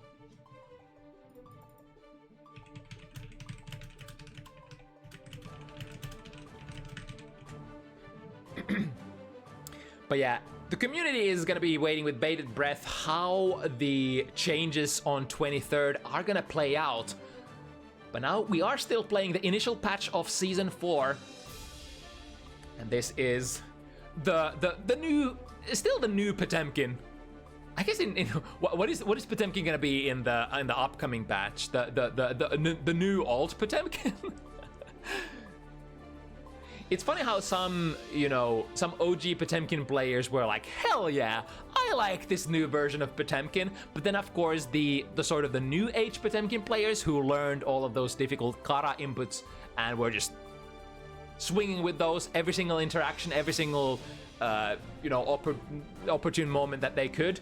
They were kind of disappointed that, you know, all of that execution that we acquired just went down the drain, and the Kara special moves are just not gonna ever be a thing again.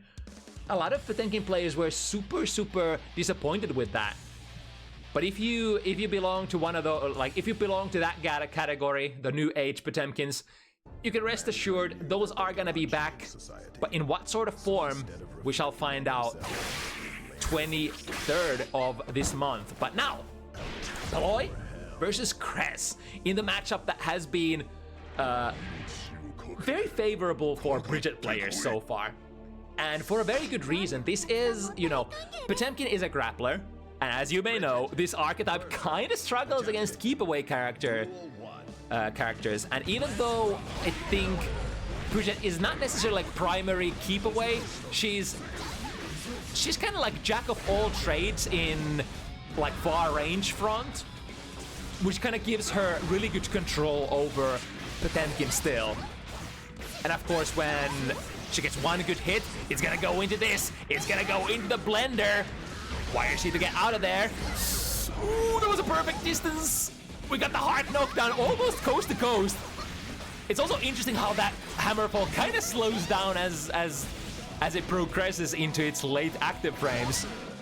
Trade here, perhaps in favor of Crez for having the life lead. Who knows? Finds the low. Here we go.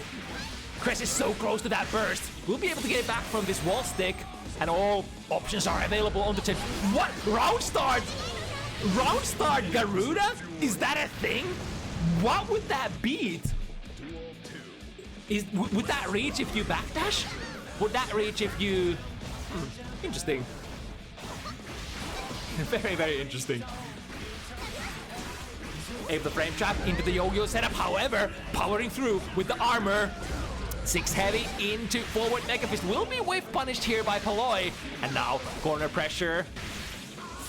The defensive options, like we mentioned, have changed quite a bit for Potemkin. Able to backdash out of there. However, the back throw, the same long-ass throw range that Nagoriyuki has. These are the two characters who have the endless... into 5D. Is there gonna be a burst? I like how that was played. So Crez delayed the initial hit so much, perhaps giving a small opportunity to punish there if there was an immediate burst, but then at the very last moment completing the fully charged 5D sequence still. Into Garuda. No longer a guard crush in this patch, but still, you know, same frame advantage. Wait, was that changed for Potemkin? I'm pretty sure they took the guard crush away from that, right? Power through, and the FRC into super. This is gonna be relatively, well, I wanted to say relatively meter efficient, but is at least 75 going into this. And the Oki just waiting it out, backdash, no punish, 5 heavy counter hit. That was a good hit confirm into Hammerfall, which of course Paloy had to burst. Would have been over immediately. But after the first game chess match, it is Crez emerging from the ashes as the first victorious game 1 winner. And we have such a long set still ahead of us, unless something like very strange happens. But I think this matchup has usually been played as a relatively, you know, slow one, because you would usually imagine that Bridget gets to control a lot of the pace, and Bridget's pace is relatively slow. Because you of course want to play as safe as possible against a hard-hitting character like Potemkin. You know, small hits, maintain perfect spacing. Don't let Potemkin go into a spacing where they get to do much. And then work with what you have. Soft knockdown. We're not gonna mind that much on Bridget's side because of course, ooh, skip to the other side with the Roger dive. And forcing the situation. Are we gonna see a burst here? Could go any other way. Could go any way here. I think this is a pretty decent burst because you have not only the life lead but also the tension to make plays happen. No hard knockdown once again. Here it comes, the Gigantor, the tool that is so hard to go over. I think like many characters just can't do very much against that unless you're like point blank range and you have a reversal super that kind of moves you forward and you can blaze through the initial hitbox of the Gigantor. It's really hard to go past that, right? Now with the pressure, 5B takes care of it. Nice. Oh, not only getting an up at a 2PL, but actually hit confirming it successfully. That was pretty great. Crez, however, not able to escape the corner in the end. Now we have the Gigantor option available, and those combos from those Gigantor situations can be very hard-hitting as well. But I think in optimal world, would like to get a hit here. Hard bait on the burst. Backdash to counter the reversal or the quotations meaty buster. Into another Garuda and the low. Of course, after Garuda, that was a very, very hard read. Coming down with the cheeks and a wave punish. I think that was not a true punish, but after going into that landing recovery, there's really no buttons for Potemkin to press after that. Unfortunately for Paloy, I think wasn't even able to confirm into a successful combo after that. it can be a little tricky situation to deal with, because like you're kind of guessing, like, is there gonna be a double jump? When is the jump D gonna come out? Where is my position on the stage among all of that? And then I also have to hit confirm. Did I get the hit? Did I not get the hit? Stuff like that. Right, with this jump in, able to set up yo-yo and a frame trap to the other side. Slowly, the most important thing, of course, for Potemkin in basically any version of Guild Gear, old, new, Strive, XX, doesn't matter. You want to have meter. As long as Potemkin has meter options, he's so explosive. His pressure is nasty. He can try to skip the neutral, and his hits are gonna turn into lethal combo tools. Looking forward, catching the backdash. Still won't be. Oh, there we go. Able to escape the corner, punishing that whiff. Was that 6P or a throw with a too heavy, big counter hit starter? And now, are we gonna get out of there? The armor doesn't have time to go active, or perhaps was that Crez going into Hammerfall and breaking immediately, causing there to be no armor whatsoever?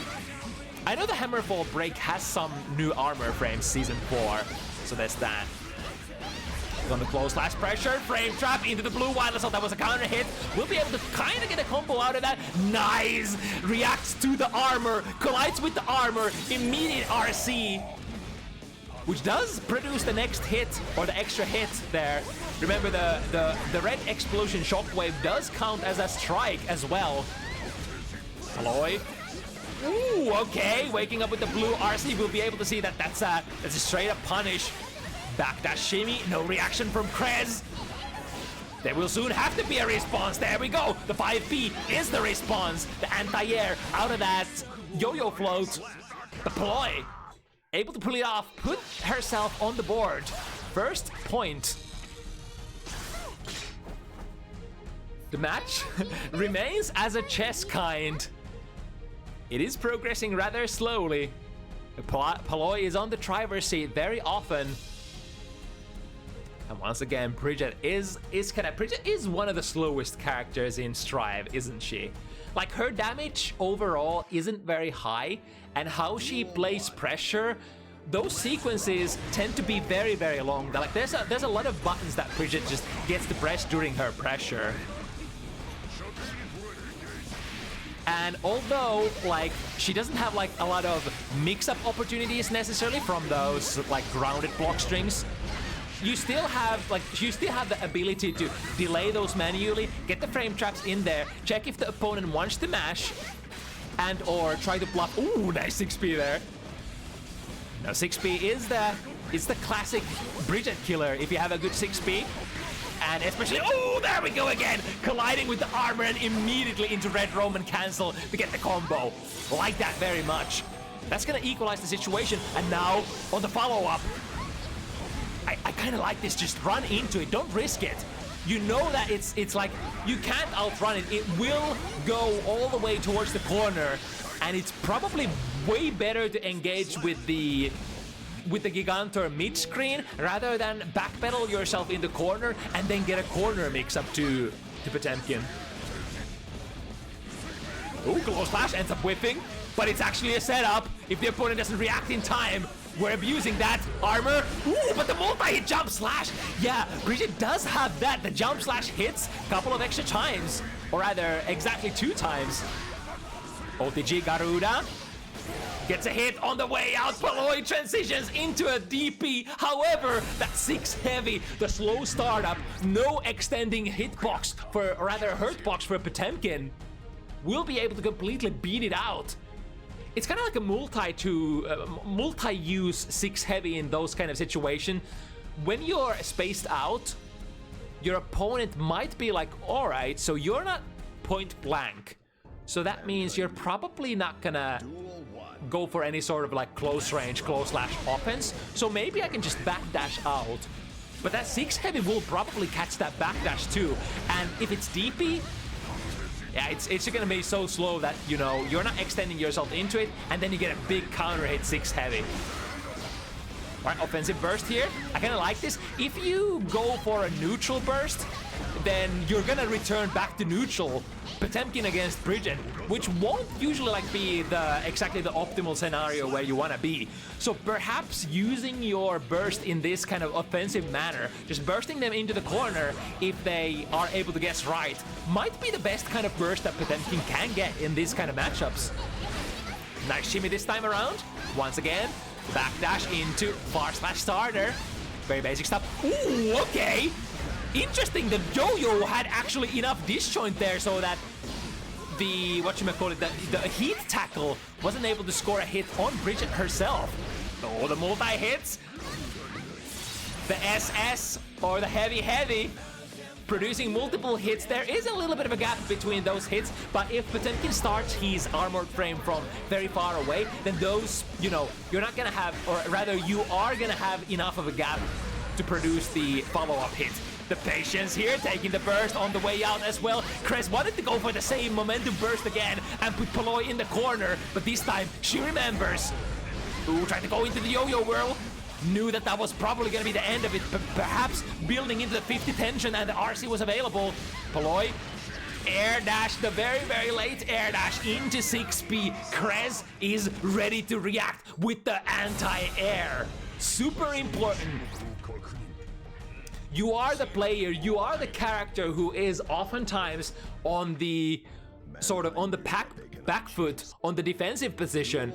It's ever so important, maybe even more important than many other characters. Ooh, all right, started with a round star armor. Perhaps maybe even more important than many other characters to always have your anti-airs on point so that the opponent doesn't twerk on you unnecessarily. Because like, they get to twerk on you so much already because of how big and slow you are.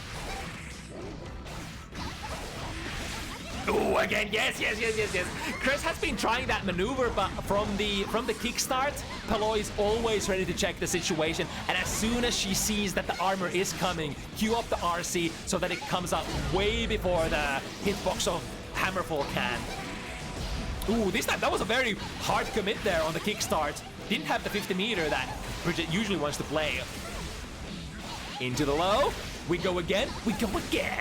Mix up, high-low, good blocks. Frame chop in the follow-up situation, though. Catches Crez through the wall. Lots of meter. Gigantor? There it is. Oh, this is nasty. Into the Potemkin Buster before the Gigantor gets there. I mean, if you try to press a button, you're just gonna die because the Gigantor is gonna be there in a couple of seconds. So your only option is kinda just jump out. But even then, you can't get a punish. Or I mean, you can get a small punish, but no more than that. I think the best situation there, or best answer, is to just jump and then during the Buster whip. Ooh, nice again, the heavy into heavy. Able to produce the multiple hits. Switching sides, Paloy. Both players with the burst. Here comes it. Oh, nice read! Breaks from the hammer fall, predicts the throw, or perhaps even reacts to the jump. And then scoops out of the air. Wham, bam! Get to the next round. With the big read, that's exactly the kind of Potemkin gameplay that you have to run with. Make every single opportunity to anti-air them with the super count. In fact, in a lot of those situations, you probably don't want to use that 50 meter unless you can get a kill. But when you can, that's probably the most optimal thing that you can do, because of course, it's a grab, it's unburstable, and it does so much damage. Alright, good whip punish there. 5B into a far slash. Getting whip punished by Paloy's movement. The full commitment into the armor move, and then a little too far from the target. So Paloy gets a chance to press more buttons. With a nice combo, will be forced to break the wall with a soft knockdown. And it could matter here. Nicer. I kind of like that, but I think that jump has to be forward moving instead of backwards moving to catch. Air to air, I like that, into a big conversion. And another one. It's still quite a few ways for Crez to get that burst back from this wall stick. We'll be able to get it. Gigantor is available again. Ooh, okay. I wonder if you can actually... Ooh, that's gonna break the armor. Yeah. So I wonder, if you go Gigantor, can you post-flash just go a Roger Super and break it? Rather just buy... It's probably gonna land, but the Gigantor is still gonna be there, right? Nice timing on the instant air dash. However, a little too high in the air. Won't be able to Gatling onto the ground with a perfect combo. Nevertheless, Crez now with a very, very little amount of burst resources.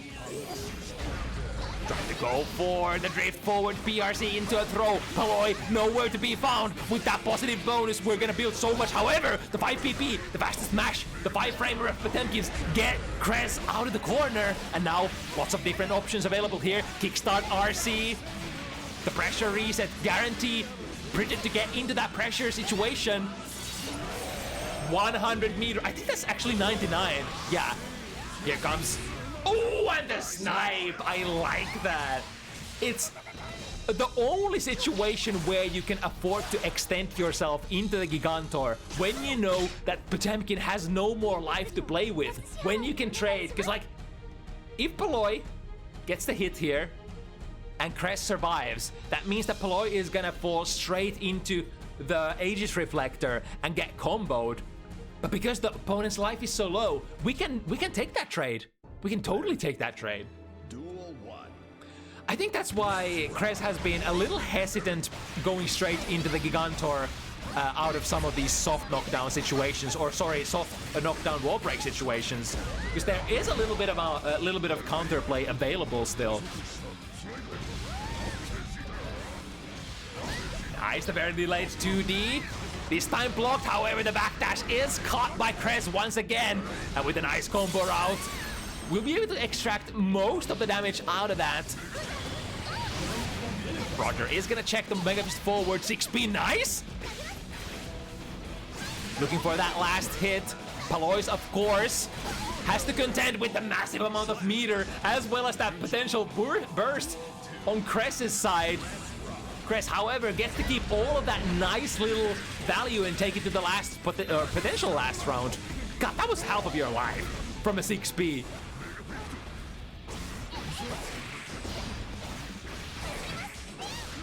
Nice. The kickstart break, actually at the very best distance, has been playing this kind of like a spacing game where Crez has to try to either commit to the interruption or... here we go, Crez with the big read, moving on to the 6 points here. Massive momentum for our Potemkin players. Perhaps this is the destiny changing its course. Potemkin players can in fact win against Bridget. Is it true? Is the prophecy actually true? Or perhaps can Paloy still come back from this 2-6 position? It seems tough, but we've had some really nasty looking comebacks tonight.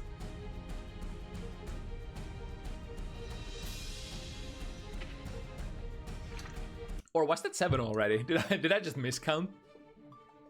That's always the option as well. For QK, is not the best at math. Oh, Crez switching sides. All right. Okay, I see. So Paloy is saying need a small break, which is understandable. This is potentially the last time you can take a breather.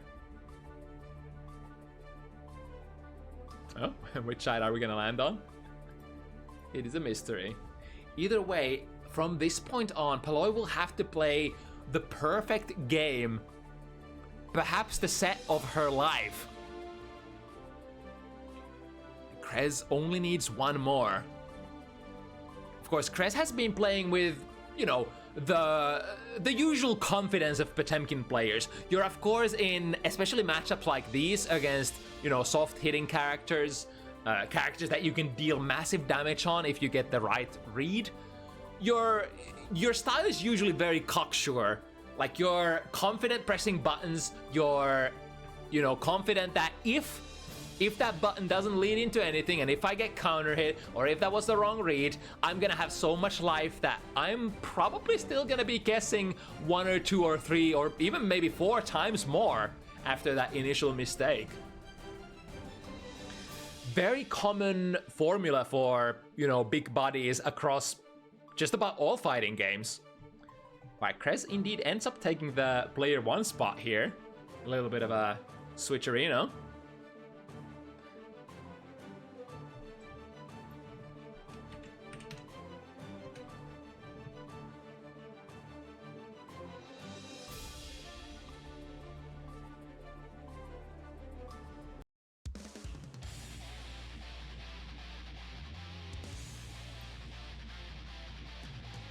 Alright, and it's on the 5 points that Paloys will have to take here in a row, and Crez only needs 1. And it's against hard-hitting characters like Potemkin, Nagoriyuki, you know, Soul Bad Guy, that kind of characters, Abba. It's really hard to, especially in a game like Guilty Gear Strive, to play like a clean slate 5 wins. Because this is a game where like things just happen very fast. One oopsie. Ooh, speaking of the oopsies, won't be able to get a punish there on the armor move. Let's set it up into high-low, good block, and once again Crez kind of knows where the spots are to press buttons. Won't be able to produce multiple hits there. Armor powers through, and here we go. The nasty mix-ups begin with a normal throw. Checking the low. Opponent is not blocking. Go for it again. That's kind of like the go-to formula for Potemkin mix-ups in a strike throw situation. Check them lows. Ooh, drifting forward into the buster. And Crez, first set point of this set. Both players starting with a full burst, feeling sure that there is not going to be the right response from the opponent, starting with the armor move. Oh my god, that was so, the Battistini walk out of the hammer fall, and it still at the end ends up hitting, and again goes for a hard raid. It's gonna miss. Do we get the punish? Yes, this time it was a true whiff punish. Spinning meter for the pressure. We need a very, very clean sequence here. Here comes the burst from Crez. But Crez otherwise very dry on those resources. This could be a really good position for Paloys potentially. Spend the meter, get a hit from the but not able to completely, or not able to hit confirm that jump D. I think it was the latter hits of the jump D that register as well. And Paloys pulls back from the offensive sequence. Crez ready to rock the armor immediately. And we'll be finishing this set 7-2. The fate of this matchup has been altered. The timeline has been fixed for now.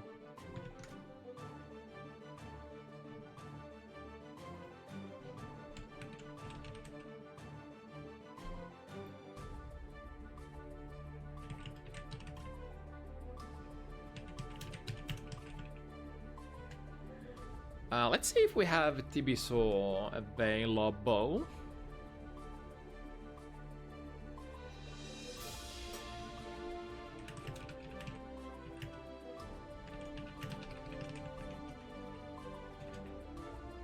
Okay, we have both the players. We're gonna backpedal into the matchup number 3 here. It's gonna be the prophesized Giovanna versus Sin match.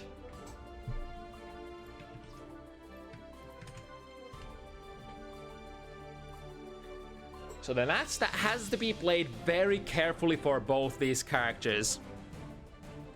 The whiff punish advantage, of course, on Giovanna's side. The explosiveness on Sin's side. Although that is not to say that Giovanna does not, you know, bring in some really explosive combos as well. But the biggest sort of Joker card or ace card or ace in the hole for Sin is that as long as you got stamina it doesn't really matter where your hit confirm starts. Most of your combos are gonna go into the corner. Sin has adapted this kind of resource burn, more strong resource burn kind of identity coming into Season 4. It's a little bit of feast and famine. When you have more than 2 stamina, the world is yours. But then sometimes you might have to kick it back a little, go back to just playing defensive neutral, try to waste time, try to make the stamina come back, and then we have those 50% damage conversions from pretty much any hit. Far slash, beak driver, doesn't matter where you get it, you're gonna get another 50% and kill the opponent from there.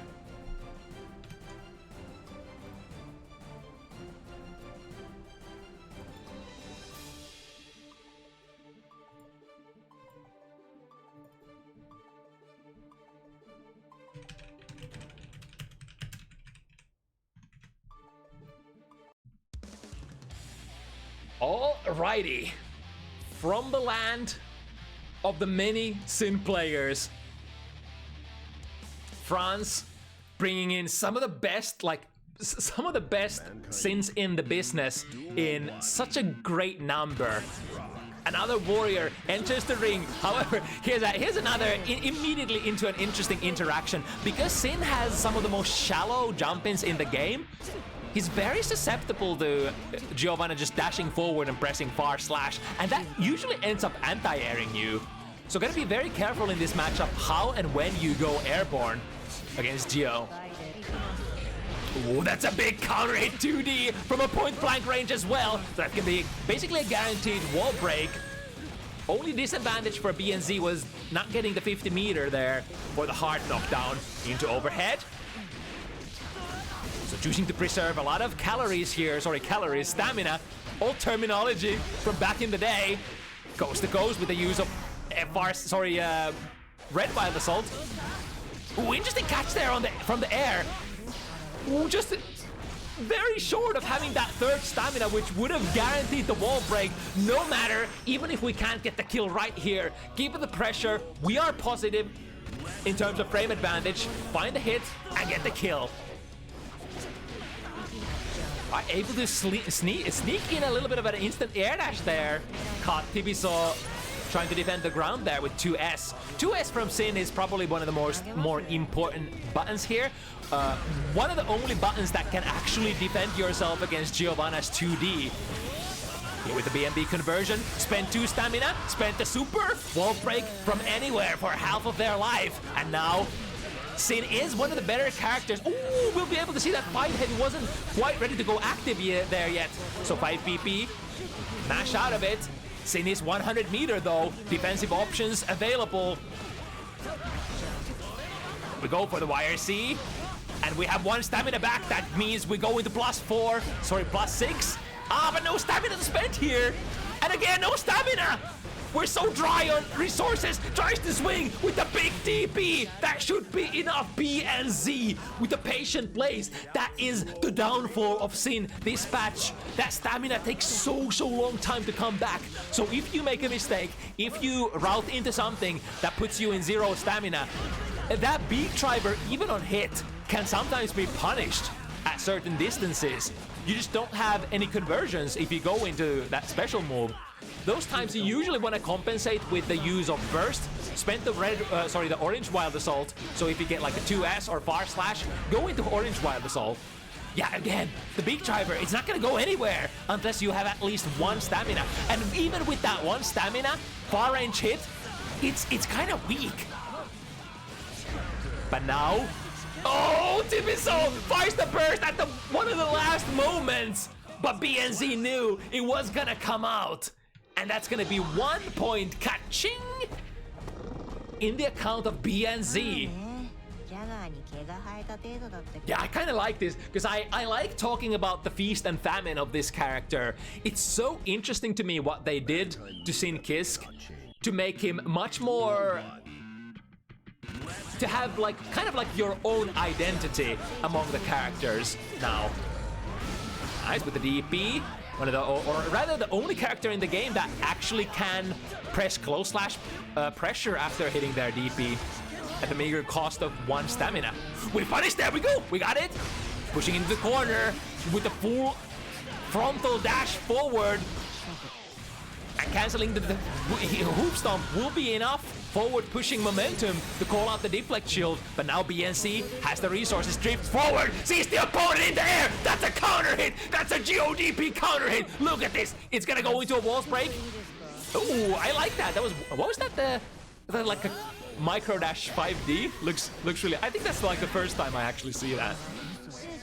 No stamina. This could be dangerous. Plus frames, grounding Tibisu.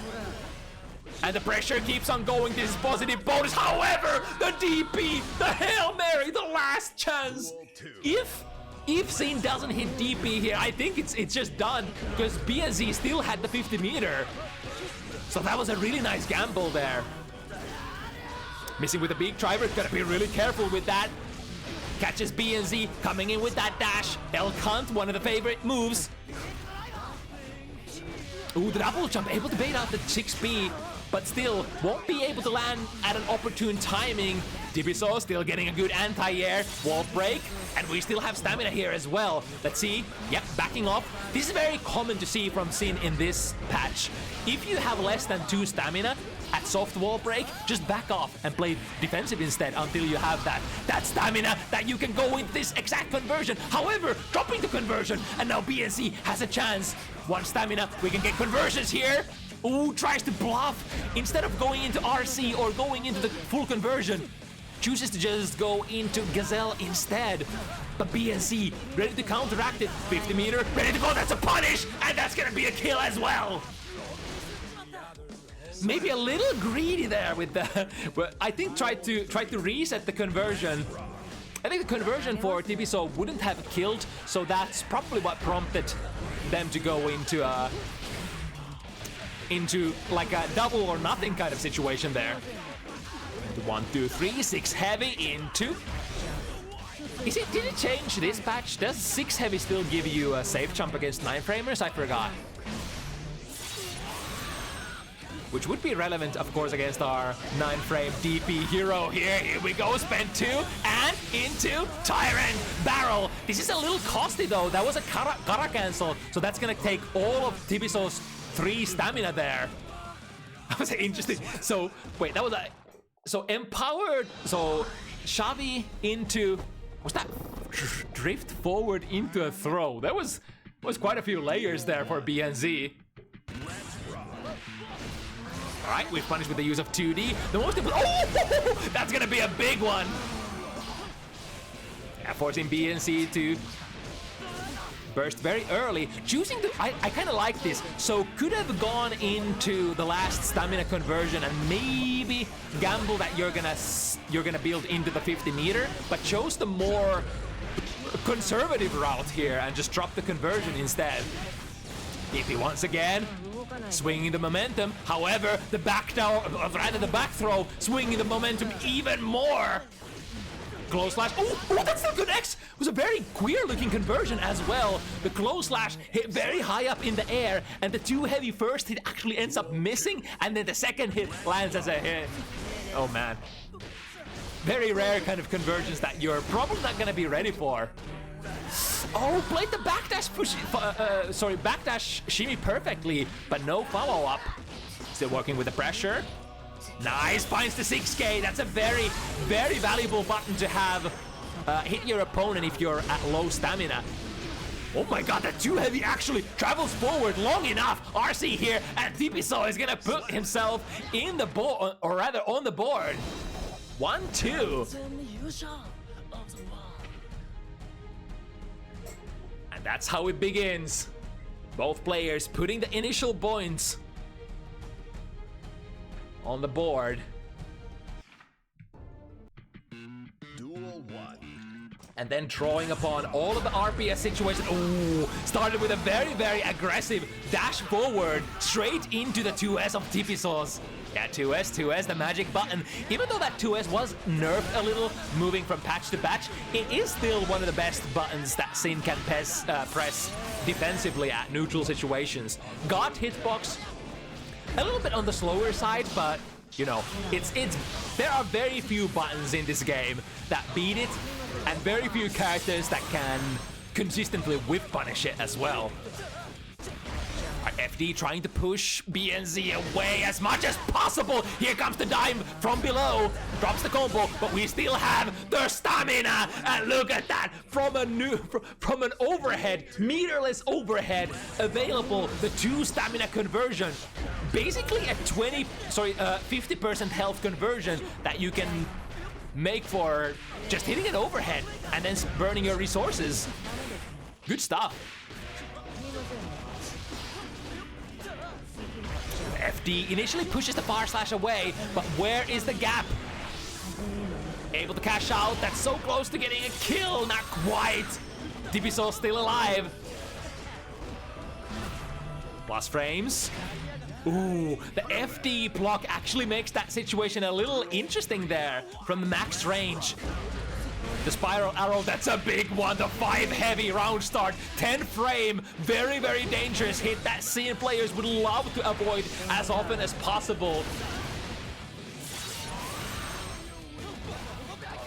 60% of your life, goddamn. Yeah, you don't want to take that 5 heavy as a counter hit. Oh no, I think that's gonna build 50 meter, right? Not quite, it doesn't matter. BNZ with the valuable reads. So like 2D for Sin is also a 10 framer, so you can kind of trade into it successfully. But as for your other options, I think your best bet is just walk back and try to whiff punish it. The problem is that it's very active. That 5 heavy from Giovanna is so active and it reaches so far that you actually have to take a lot of back steps and delay your button very much if you wanna get a whiff punish on it. Skips to the corner position, minus, but however, I think during the season 3 to season 4, nice swing with the 6P reaction towards against the spiral arrow, I reckon. There are actually a lot of things that you can just beat Giovanna with if you swing 6P. Nice, catching the backdash, and by spending the stamina, we go coast to coast, but now we have to play this famine kind of gameplay. No! Oh no, that's so slow.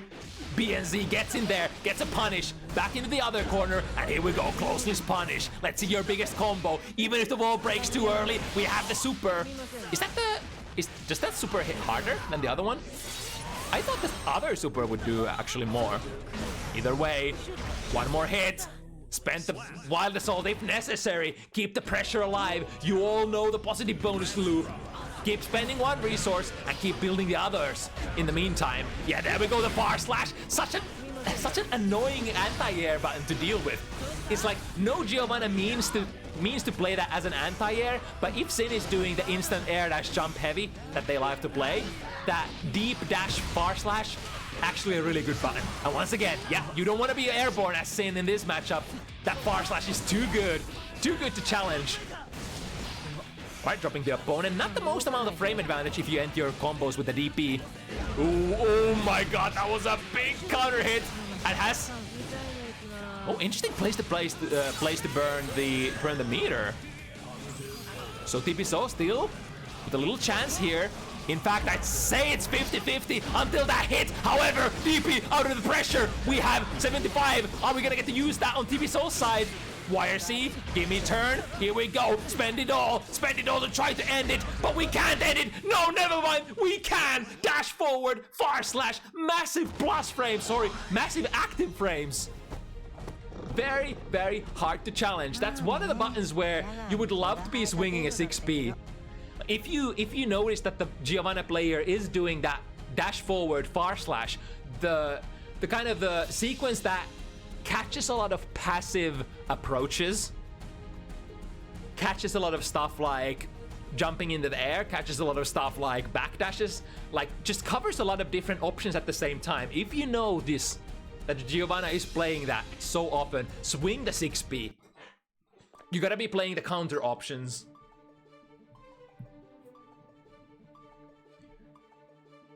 Alright, taking a little bit of a breather here. Tibisu taking a 1 minute break here. Put the opponent on ice. Take a breather. Love this kind of decisions. If you find yourself playing suboptimally and getting dragged into the opponent's momentum, you have all the tools in the world to break it. You can take a breather.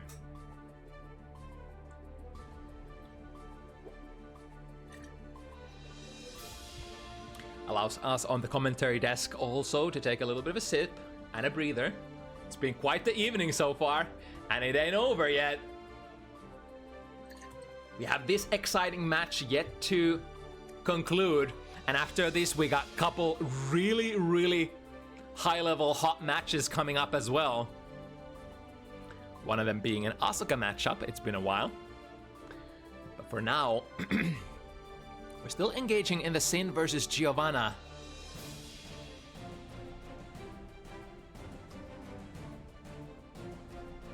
I think the go-to defensive method for sure has been for Tibisu the DP. DP is of course very high reward option. The only DP in the game that puts you straight into close/pressure if you manage to land it. Spend 1 stamina. Here we go. Other than that, it's been wire Cs and then yeah, if you respect against Giovanna, this patch especially, if you get put in the pressure ender, the updock situation, that's not the most comfortable situation for Sin anymore. Because of the pushback that Giovanna gets now, it's actually kind of like if especially if Giovanna knows her options and knows Sin's options from the updock situation, it's kind of hard to try to call out what Giovanna wants to do. So it's surprisingly like if you would usually rate, like if you endure pressure in a -4 situation, almost everybody would say that all right, whoever's plus there should be like very happy with the situation. But surprisingly, it's more akin to, what should we compare it to? Like old Mei S-Dolphin RPS, where Mei just had a lot of different kind of options. Of course, this is kind of character specific, depending on how your character used to deal with that old S-Dolphin RPS, but nevertheless, it kind of feels like that. If your character kind of struggled, had to take big guesses in terms of like trying to catch or like hard read Mei's options, it kind of feel like that after that updock ender for Sin this patch. But into it once again. The 2 explosive characters with the jump in. Back and forth is like Giovanna has so many options for moving around in this matchup. It's like sometimes you can with clear conscience you can just back off and go back in, and it can be fine. Opponent can't really exactly hard react to your options either. Ooh, that was a very late 6P, but again, without that 1 needed stamina, you're not gonna get those hard knockdowns. Here we go though, DP out of the empowered spiral arrow that would give so much plus frames. Uh-oh. Alright, we're recovering out of that. I wonder if that was a miss on the super jump instant air dash there that made the combo drop. There we go, both players swinging a miss, no whiff punish so far. Ooh, instant air dash forward and waiting for the throw. You would think that the defending player is who's gonna be, throwing there a lot of the time. 6P, oh, okay. Converting the use of super as to maintain the ever so important stamina gauge. In previous patches, Sin perhaps wanted to always spend stamina first, but this patch is very different. Sometimes you might even want to spend burst before the stamina, as long as you can maintain at least 1 or 2. Speaking of those 2 stamina, spending the 2, spending the 50 into hard knockdown over an immediate burst from BNZ. Knew that it was probably going to be over on the second hit. A couple of different options here. Put themselves in the corner and then follow it up with the overhead hoof stomp. Seems like taking a breather has been successful for Tibisu. There's a couple of different layers that you can play from that wire C. You could go airtight 2K, then potentially mix with the overhead, or you could go into the overhead immediately. It is, you know, plus 10 after all, which could give your opponent incentive to respect. Oh, we get the too heavy here. Wait, the DP actually ends up missing. That must have been at the very, very far range that makes it whiff. Slightly unfortunate for Tibisu here. Sees the opponent in the air once again. The DP from Giovanna. And now, tried to shimmy, but Tibisu had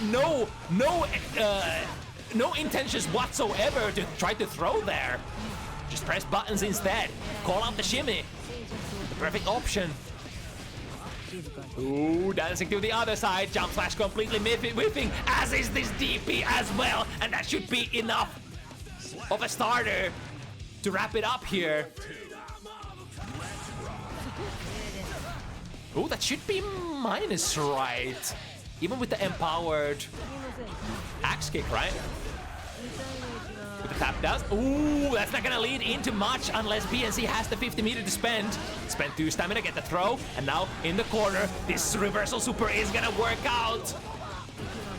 Momentum swinging back and forth, able to avoid the spiral arrow with the backdash here. Sin does have a backdash that moves him really, really far away, really, really far backwards. Soft knockdown once again, anybody's game to take. However, Tibisu has a lot of resources accumulating, full stamina, 100 meter, 100 burst. And what does BNZ have? Absolutely nothing. Misses the throw though. Oh no, the reaction throw or the burst immediately putting Tibisu in a no-win situation. There were so many things, unfortunate things happening from that missed air throw. Probably the more safe option would have been to option selected with the use of meter. But a little bit of panic there, causing Tibisu to go immediately into the burst, which, if blocked, completely seals the deal and disallows him from using the rest of the resources. And now, perhaps back into the same situation. Do we take a breather? Am I tilted? Am I good to go? Do I know what I need to adjust with?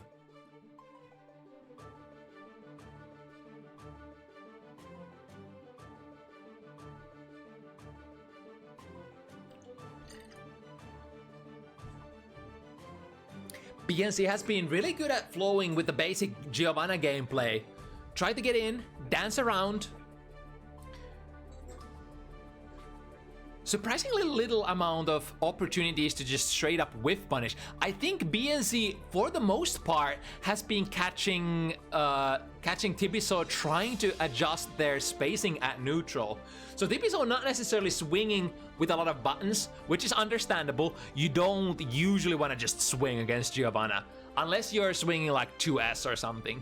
2S for Sin is okay to swing. It's like, it's very, very hard to whiff punish. It will cause you to probably lose your pressure though, or rather guarantee the Giovanna player to dash forward and get their pressure started. But also, you have to be swinging it, right? You have to, here and there, you have to check Giovanna dashing forward. And if it's not 2S that you're using for that purpose, then it's probably the K button, such as like 5K is surprisingly nice button for Sin in this matchup. Whereas, you know, it can catch Giovanna trying to dash forward into buttons before those buttons go active. And if you whiff it, well, it whiffs surprisingly fast, right? 5K. And kind of hard to whiff punish. Kind of same as in the same spirit as Sin's 2S. The problem though with swinging 5K for Sin at neutral, it's kind of hard. It is a very hard button to hit confirm into anything. Even if you get the hit, unless they're point blank to you and you get like 2D, which is not gonna happen very often, you're probably not gonna get a conversion unless you like drift forward RC. But it's one of those things that you might have to sometimes do, right? It's better to get that single hit and prevent them from running their game plan, prevent them from running at you, rather than doing nothing and dreading like, oh, damn, if I press this button, I'm not gonna get anything out of it, so I'm just not gonna defend myself and defend the space in front of me. No, you can't think like that. You have to defend yourself. But that's the dilemma. That's the eternal dilemma for just about any character against Giovanna. What are you comfortable whiffing? Because you eventually, like, you have to whiff something. You have to try to fish with something in order to prevent Giovanna just dashing forward at you and getting into that, you know, that 5k pressure range, that close slash pressure range.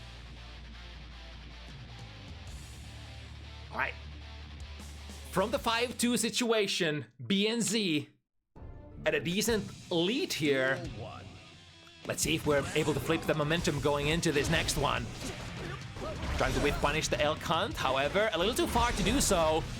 Spending all the burst resources in order to press the offense. Here comes the DP, the one that we were waiting for, perhaps the best reward that you could ever get.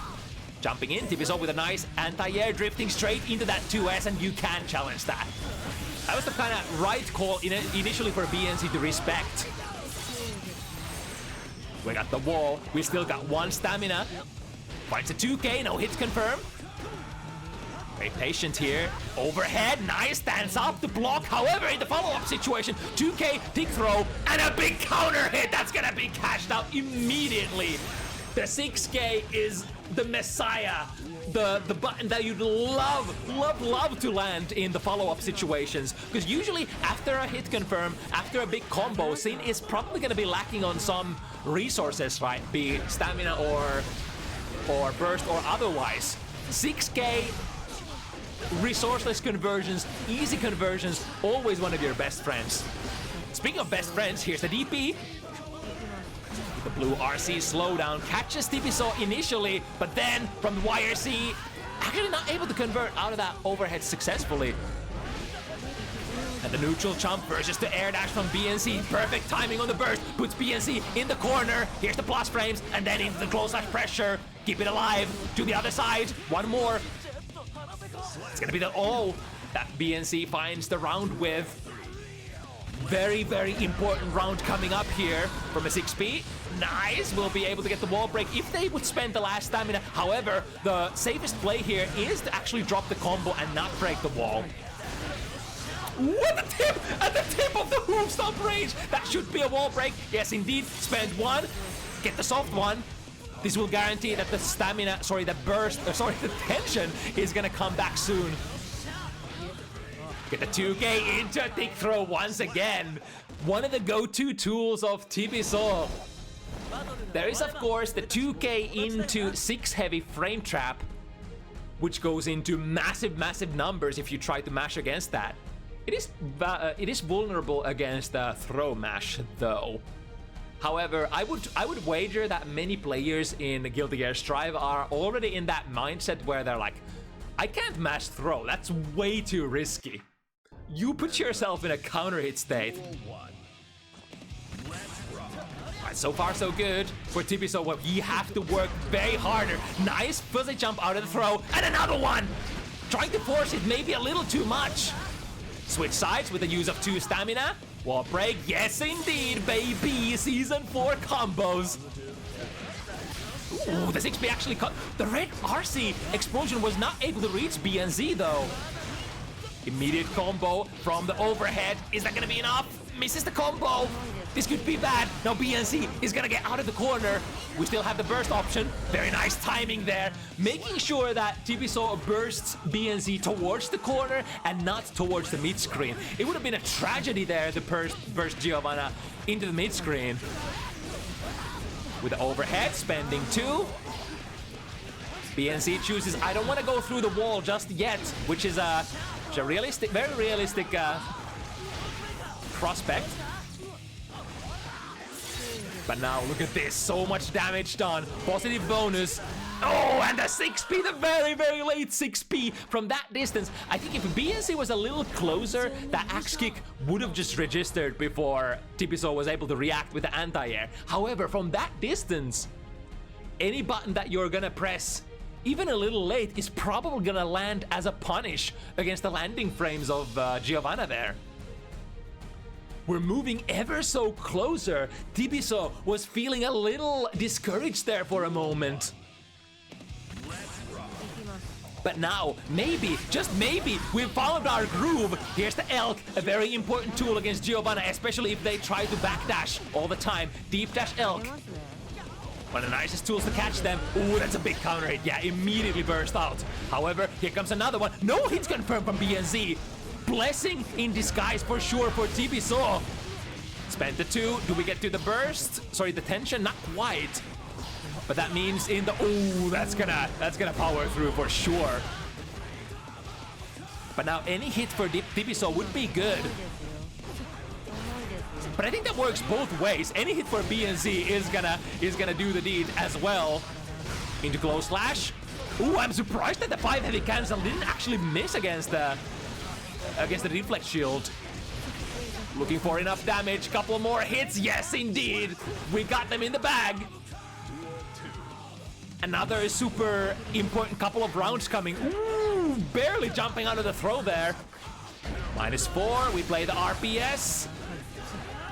Push the opponent towards the corner. Nice block on the overhead. Now we have to go into that famine gameplay. Never mind. We're just committing into the Elk, into the low. RC immediately. 1 stamina ready to go. Are we gonna burn it? Yes, indeed. That would have been able to pick it up.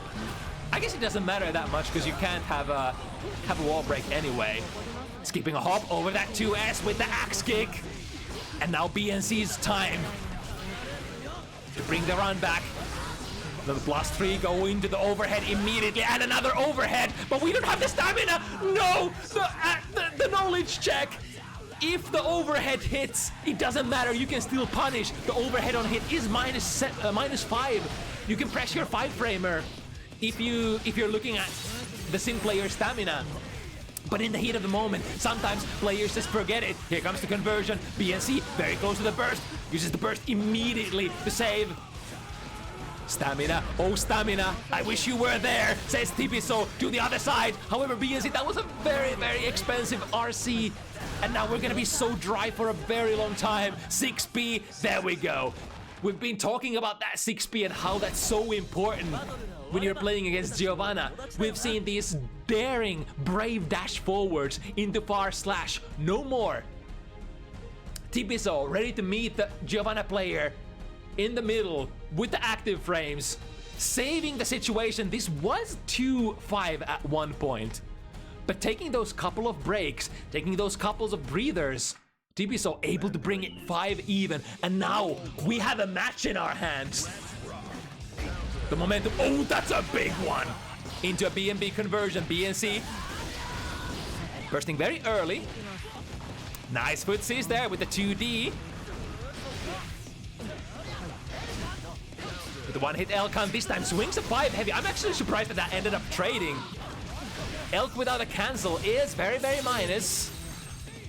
But the threat is, what if Sin player uses the follow-up and counter hits me?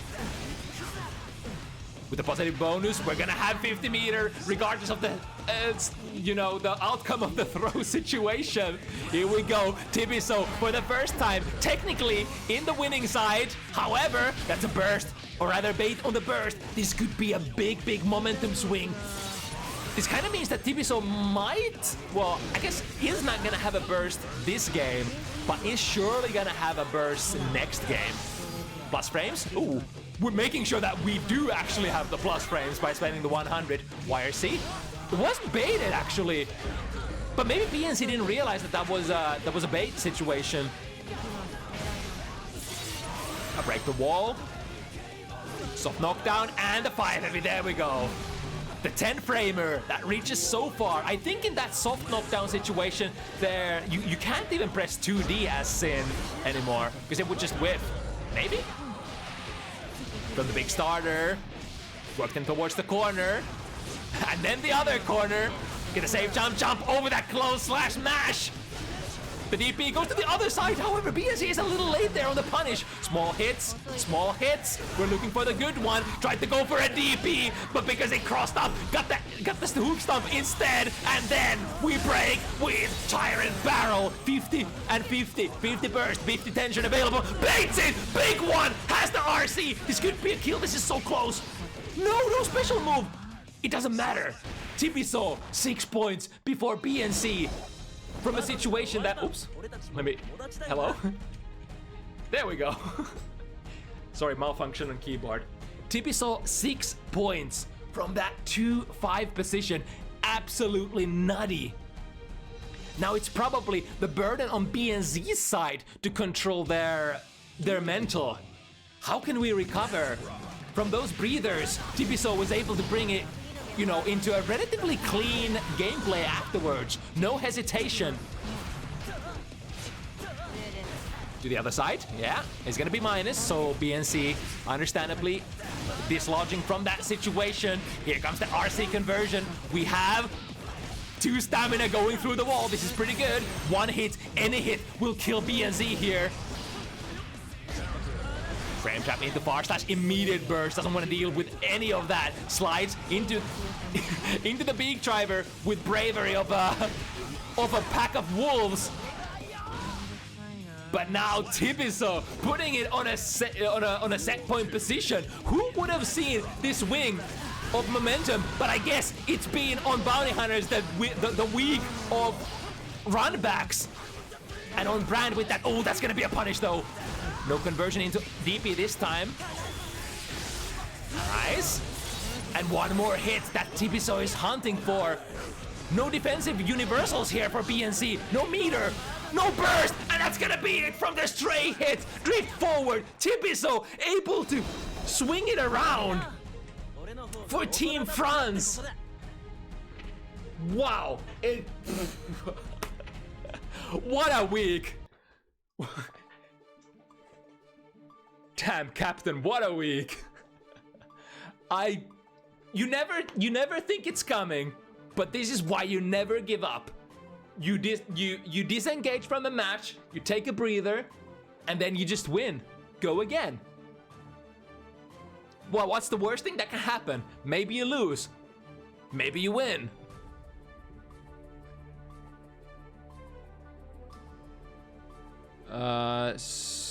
SFX is being really weird. What is being weird? Sudi FSX? What does that mean?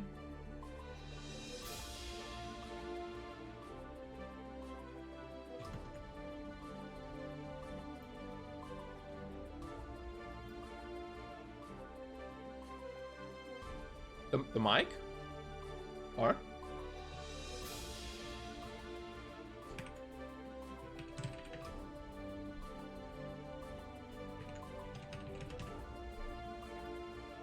Right, one of the most interesting matches coming up next. Artemis of Dust. The first timer we got on Bounty Hunters last week. One of the really high-level Alpha players on our humble little show against Strelitzia, who has been struggling a little with the character pick in Season 4. Are we gonna stick with that Asuka?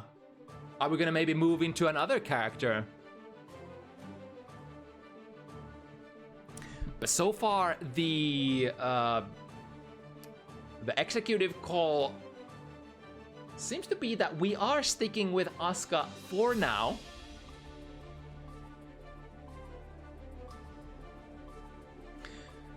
Of course, this is another matchup where I think this was originally supposed to be Strelitzia versus Gonzaga Sol. However, Gonzaga had a really unfortunate hardware failure earlier this week.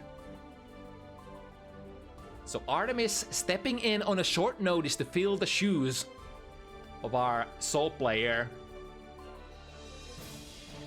Making it Elfel versus Asuka instead.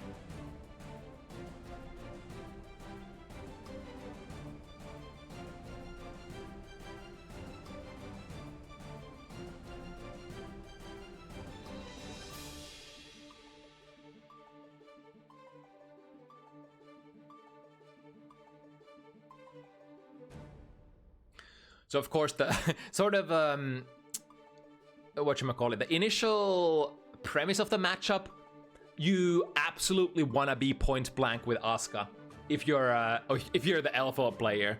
Asuka though, throw cubes, cast spells, mix it up, try to prevent the opponent from playing the game, which is technically all of your matches. Asuka is that crazy character who is hunting those good card combos, usually in test case 3, although in season 4, the optimal combo, what do they call it? What's the Yu-Gi-Oh term? The ultimate combination of the cards. Auto refill, mana recharge, as well as the black hole staff. Those 3 together have been so important. Maybe perhaps like the BNB combination of cards that you're always hunting for on Asuka. However, one of those cards got nerfed a little. It was the wait, which one was it this time? It was the mana recharge, right? Oh wait, was the mana recharge nerfed in a previous patch? It's either one, the auto refill or the mana recharge. I think it's the mana recharge this time, which even though bumped up in value, it now only lasts 5 seconds, making the window where you get to just cast spells unhinged so much tighter compared to before.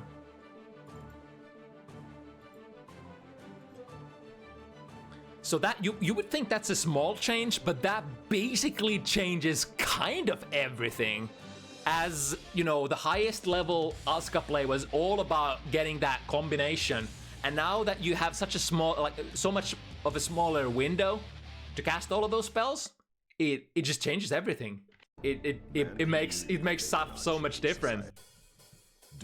So we've seen like some experimentation into maybe playing other test cases or maybe finding different approaches to matchup, but I think as far as I know, it's still like it's still the best thing that you can do.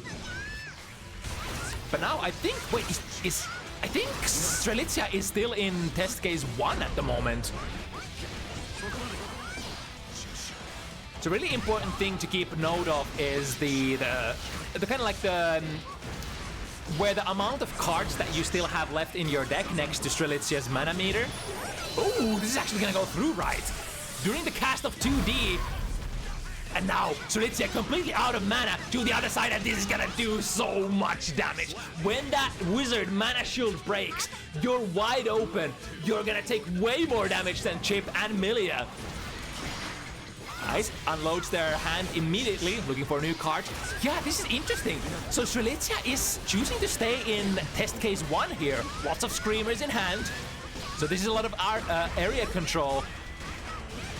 Trying to use FD to not cause a mana shield break. There it is! The opening of the century. Has to wait until all of that mana recharges back. And wait, huh? What did Artemis poke with? That was some footsies right there. Now shot for the clean hand. Oh, I like it. So during the Mulligan Super, that's when Strelitzia actually chose to momentarily switch to test case 3 and get all of those valuable cards back at the same time. So perhaps this is an interesting new kind of strategy for Asuka.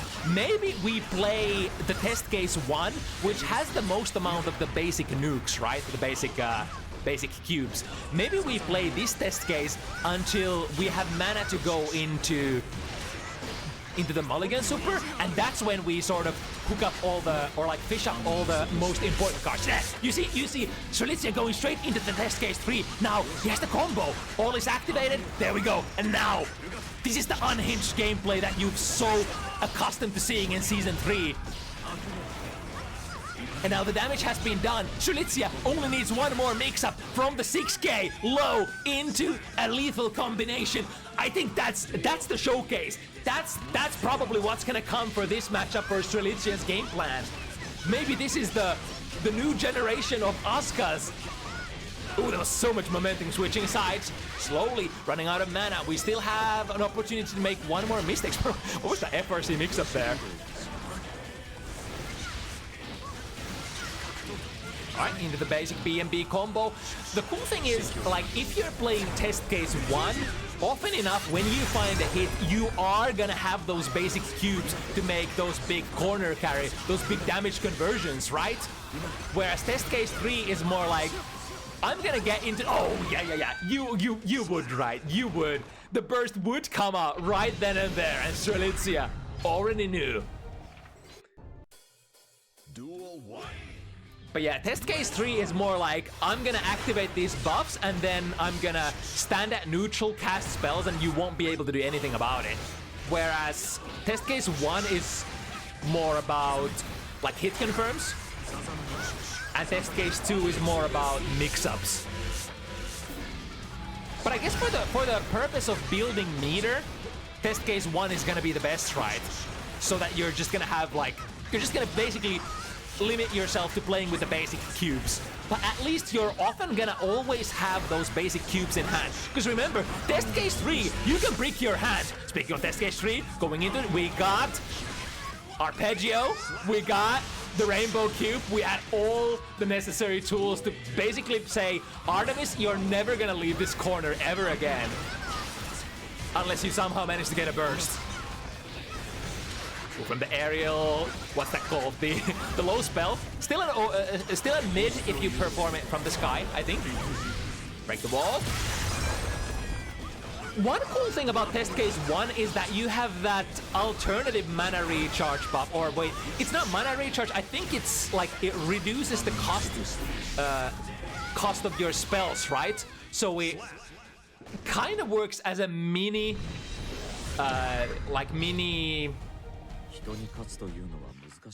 what do you call it? It's kind of a mini effect of what you would like to have from test case 3, but it's still like little bits help, right?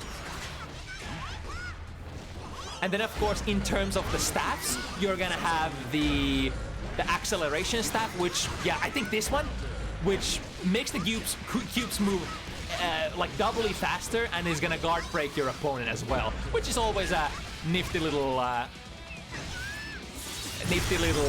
option to have. Can sometimes be considered as like an alternative victory condition as well. That's a good trade into the 2D, especially since that allowed Strelitzia get the mana shield back. Nice stand up on the overhead. The, whatchamacallit, the meteor spell. Going to test case 3. Ooh, we have good spells in hand. Auto refill. Now Strelitzia won't have to draw any cards for a while. We have the mana recharge as well. Cast it immediately. Ooh, we got it casted though, so big value. I think that's his kills. Black hole staff as well. Guard break. Nice movement. Nice backdash from Artemis getting outside of the guard break range. And now only one basic cube in hand. Jump gate lands. We shop more. This pressure is not gonna end. Yeah.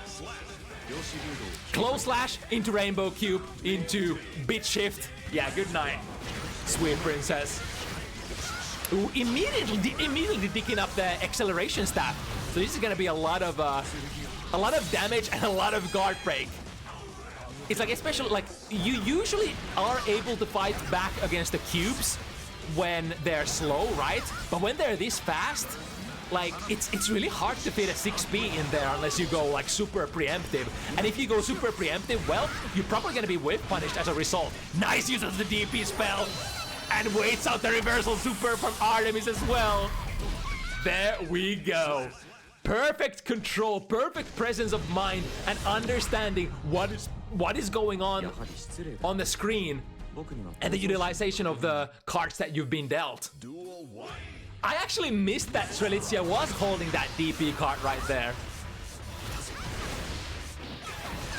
I think tried to poke into the cube and then cancel into Bridal Express, which could get you through some stuff if the Strelitzia, if the Asuka player chooses to cast stuff other than cube into cube, one after another. Oh, here we go. I think hit kills here.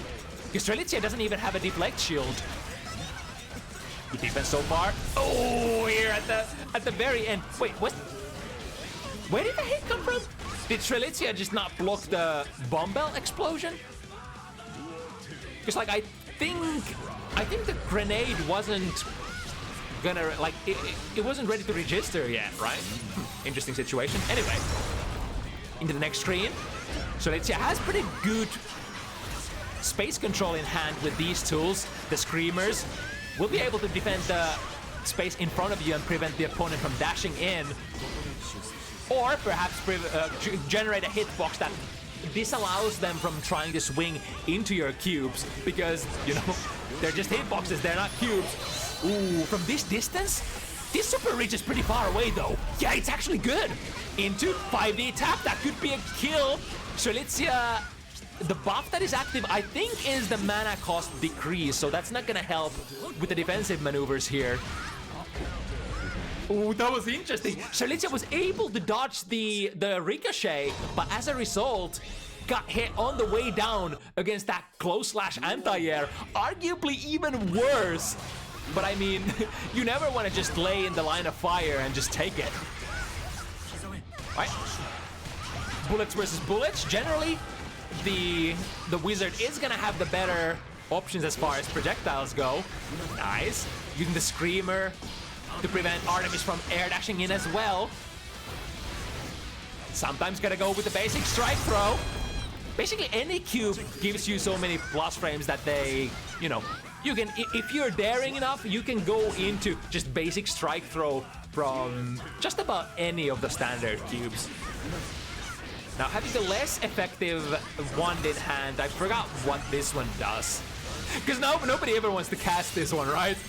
You would much rather discard it. I think it's the one that slows down your stuff.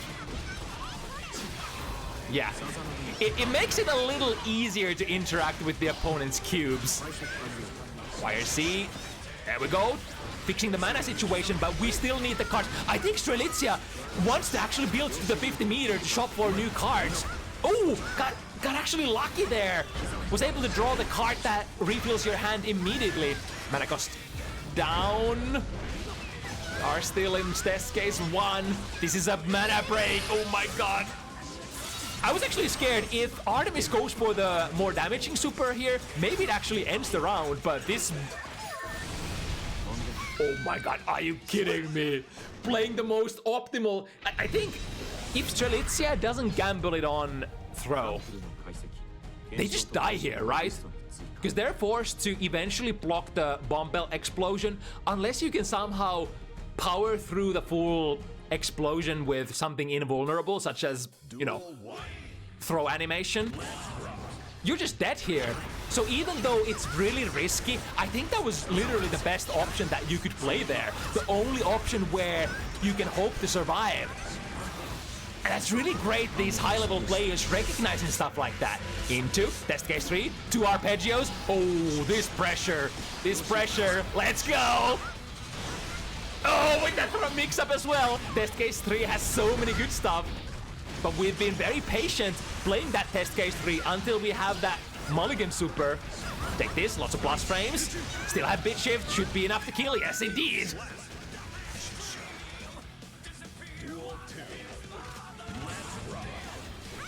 Ooh, careful. Swinging the far slash at round start. Luckily this time not getting punished by Artemis. Try to cancel into the grenade, however, more normal cubes coming. Screamer prevents Artemis getting any sort of movement out of the corner. The ricochet is a problem here. Ooh, goes air to air with the jump slash. Able to draw all the cards back. Was that was the slowdown stuff? So was that the reason that Artemis was able to actually 6p through that? I think too far in this situation, so this super will completely miss and get punished. Now only one card in hand and very limited amount of mana. This is dangerous. This kills, right? Almost one hit. Base the wire C. However, I think he didn't FD, so was not able to get a guaranteed punish. However, it's those rare mistakes from Strelitzia where you get dangerously close to getting mana broken and then lose one RP a situation is all that it takes for the opponent to swing the momentum back and take the round from you. Here we go. We still have decent amount of mana left. However, this is gonna hit quite hard. Into the grenade reset once again. spending all the resources available. I think Artemis really knows what's up, wants to spend everything and try to break Strelitzia out of the mana shield. However, it's all in vain, for Strelitzia has all the resources back here, and now we go into test case 2? Question mark? Alright, we're switching it up a little. Getting the stuff that you never really see from a Season 3 Askas. This is the increased gravity one, where stuff just kind of bounces on the floor. Right, why is he out of it? Into, yeah. Even though these are the mix-up cubes, you can definitely combo into these ones too after a successful normal. That was a kind of interesting round there. I was expecting the test case 3 to come out again, but maybe was it because the opponent had so little life left that Strelitzia was like, all right, let's just find a couple of high lows and stuff like that, and then take it from there. Ooh, nice! Going air to air with the opponent, countering the grenade. There we go. This time the 6P into Bridal Express, because there was not a subsequent cast of cubes there. Ends up getting punished on, I think, the resource recharge there. Okay, this will power through the overhead, but I think, again, a little too far. So we'll be punished by Strelitzia. Wall break a little too early, or rather, a little earlier than would have preferred. From 2D into, this is so much space control. Guard Crush. And because it's Guard Crush, we of course have the option to go into the improved strike throw. Remember, Guard Crush completely removes your extra throw invulnerability coming out of Flock Stun. Right, full hand. Double Screamer, no pressing buttons. It's always like a little bit of a mix-up when you play with Test Case 1 and you have both normal cubes as well as Screamers in hand. If you wanna, if you wanna counter a cube, you gotta swing into it. If you wanna counter a Screamer, you try to avoid it instead. Ooh, with a cross-up. 1, 2, 3, what's the Oki? Too heavy, too heavy, barely gets there and allows Artemis to keep up the pressure. Ooh, this is complicated hand. 3 utilities cards. Activates the mana buff immediately. And we have the acceleration staff as well. Nice recovery there. That was one of the, I think, one of the most horrible hands that I could imagine starting it up. Test case 3. Ooh, we have all the buffs active. Here we go. Season 3 gameplay. Mix it up with the teleport. Always available. And again! The power of test case 3. Basically, most of your cubes, most of your spells will be able to be played as mix-ups because of that teleport spell. Able to go behind the opponent if the spell moves forward slow enough. I missed which staff this was, but it's acceleration, okay. The mini victory condition. Yeah, keep looping your hand. Strelitzia now with the 50 meter, but with some mana problems.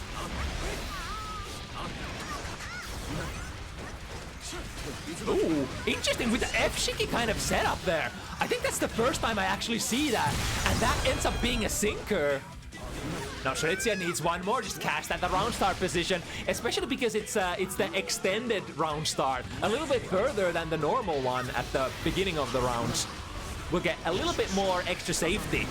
Perfect use of Screamer once again. We have another one in hand. Getting Guard Crush into Strike Throw. It's the throw option. Here we go.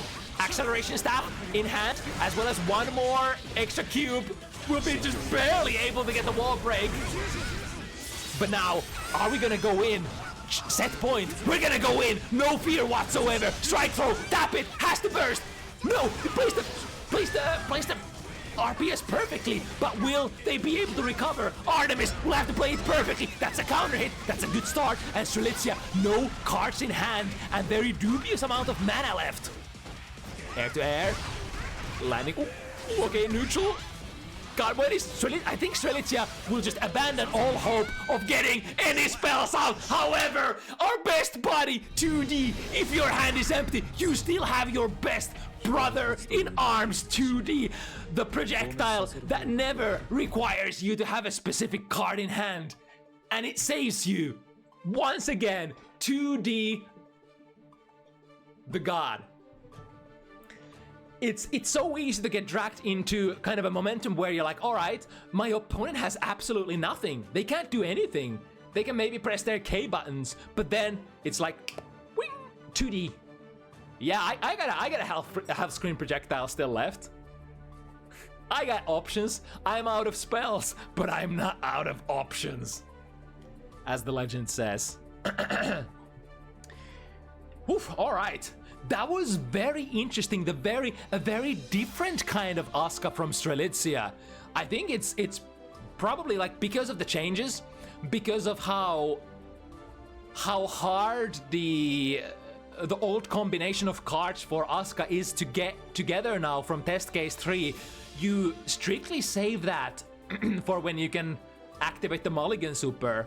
That's when you can switch to test case 3 for free and shuffle towards the cards that you really need to make those powerful combinations. Otherwise, you just play test case 1. Or maybe maybe it could be matchup dependent what you do. This is like I've seen many an Asuka matchup before, but this is very different and I kind of like it. Okay, so we got one more to go, and my poor voice. I hope it can take it. I hope my body can take it. We got the Scotland versus here. KaitouDandy for the first time on Bounty Hunters against Patriarch Panda, showing up for the second time.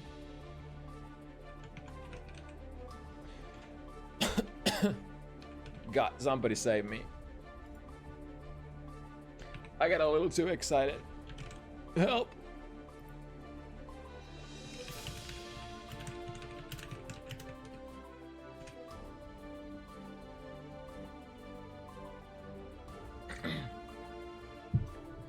Test case 1 since it's consistent. Yeah, that makes sense for sure. Because like the basic cubes are still quite strong. It just kind of forces you to interact with the opponent a little bit more, because the most interactive spells in the end are the basic cubes. But at the same time, you have the consistency of at least knowing that most of the cards you're drawing are at least some sort of projectiles. So you can keep playing that RPS.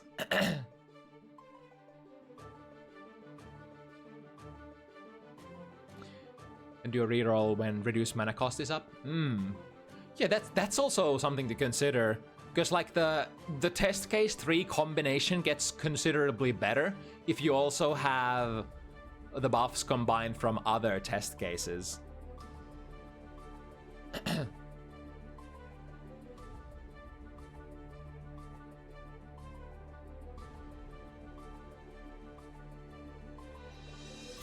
But yeah, also big thanks to Artemis for picking up that matchup on a short notice. It's definitely like knowing that you're gonna go against like a very high profile player and knowing that, all right, I picked this matchup on a short notice. I'm probably gonna be the underdog moving into this one, but still the courage to face it without fear.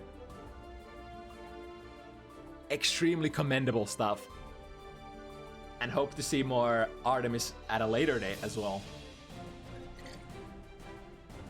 Right, we have Kaito moving into the lobby as far as I saw.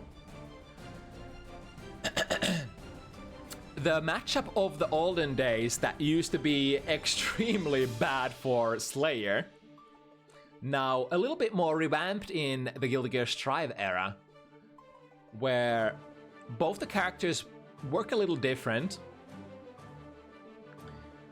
and where Slayer is no longer as... I guess it comes down to the fact that, you know, Slayer was very weak to instant blocking in the past, and most of your defensive gameplay as Potemkin in the past used to come from instant blocking, right?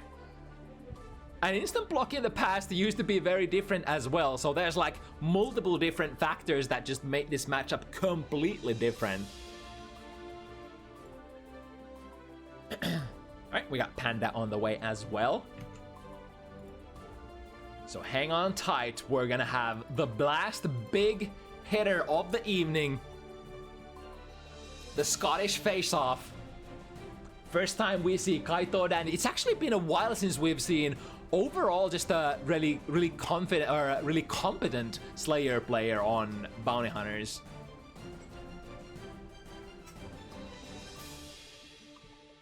There's still a very respectable amount of Slayer players out there, but I think it's like because of the novelty has kind of changed. Like Slayer is no longer the shiniest new toy, even though he's very strong still.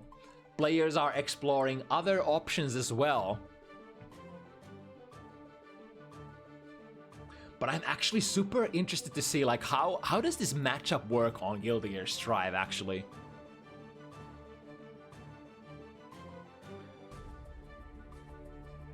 Because it's true that Potemkin no longer has to play a lot of his matchups through defense.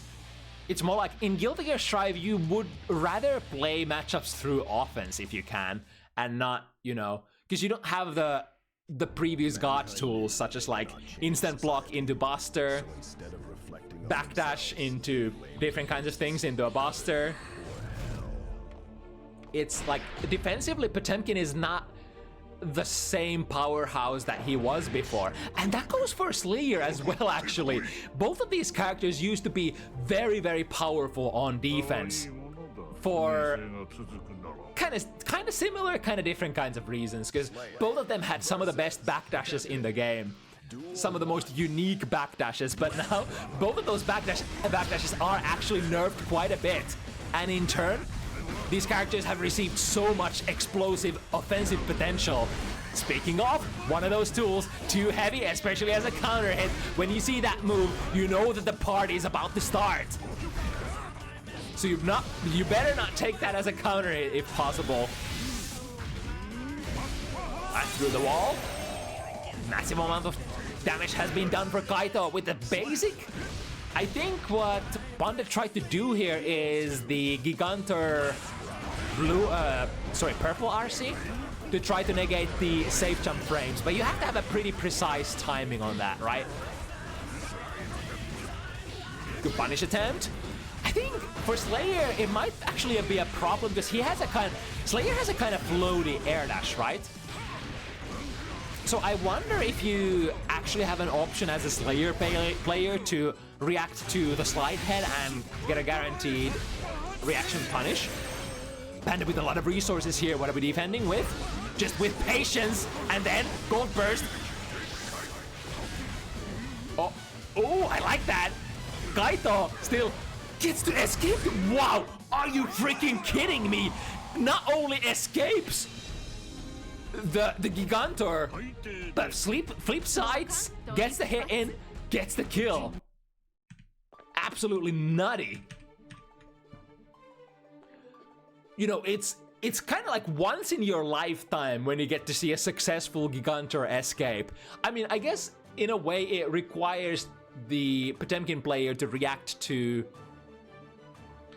you know, a particular thing, but it's just so hard to jump over a Gigantor, and it puts you in a, like, you usually have to take a trajectory that is much higher than your instant air dash angle, so you would probably have to like super jump or double jump, which further slows down your approach and like gives the opponent more time to react and adjust like what kind of anti-air we should have here. Alright, nice. Tries a whiff punish on the whiff flick. The armor move initially triumphs. Here comes Kaito with the mix-ups. Big combo. Ooh, wait a second. There was so much. There was so much delay there between the ender. I think that makes sense because the last pile bunker wouldn't have killed. It's much smarter to go for like a delayed pile bunker RC instead. So if it hits, you kill. If it doesn't hit, you get a guard crush mix-up situation. God, speaking of these mix-ups, you already know how it goes. Left, right, waiting for the burst. Panda on the right Yomi layer though, but it does not guarantee that you're out of the woods. This is Slayer. one of the most explosive, if not the most explosive character in the game. Duel 1. All offense, all damage, ridiculous combos, and yeah, I don't need to explain. You know how Slayer works in Guilty Gear Strive. On the other hand, Slayer on defense. Ooh, that was a nice patience there. Not pressing into that heat tackle. Gonna reward Kaito with a nice wall break here. Half of the opponent's life, even if it's Potemkin, is quite the deal. What? Left, right, I don't even know. It's just impossible to react to some of these nasty mix-ups from Slayer.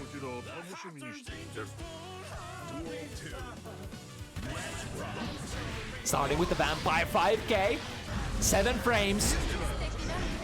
Counter hit. Will put Panda in the corner. Ooh, what was... Wait, was that a cross-up so Panda got a back Mega Fist instead? So was able to be plus? Alright. Making... So the problem... The dilemma here... If you just play the Buster, you can have the massive rewards on hit. But if you combine it with the PRC option select, you deal considerably less damage, but at least you can't be punished for what you just did. Nice! Finds the low with the use of the new, even more active 5K from that massively positive Garuda situation. Nice 6P, yeah. No matter the character, that 6P is always gonna go under K Mappa.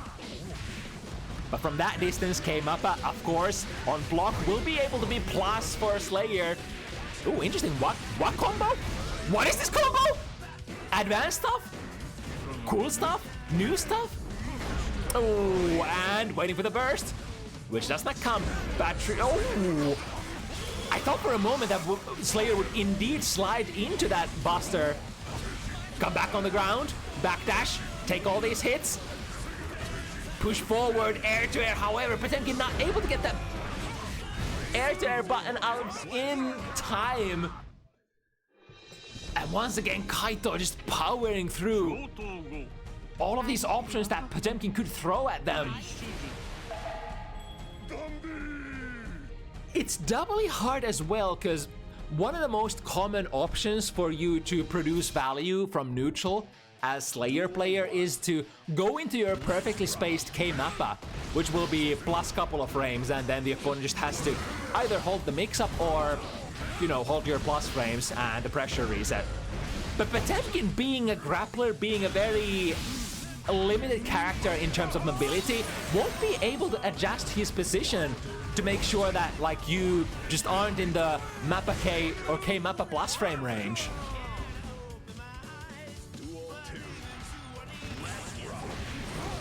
Goes under with the 2D, 6P not successful for Patriarch Panda. And the big damage, even if you don't have the meter, completely avoids the button with the instant air dash jump K, and is that a kill? Yeah, that was with the 100 meter. There was so many different baits that could happen. That's almost the territory. Like if you have like 50 health left and your opponent has 100 meter and they scored a hit, it's like, well, I need to be patient twice in a row. They need to spend like 2 empty RCs, and then I gotta guess again for the burst bait. Or rather, I need to still guess where to or gamble where to use my burst resources. All right. Signs of hope here, powering through with the armor, and now into the destructive pressure that is Potemkin from Gigantor. Big counter hit, immediate burst from Kaito.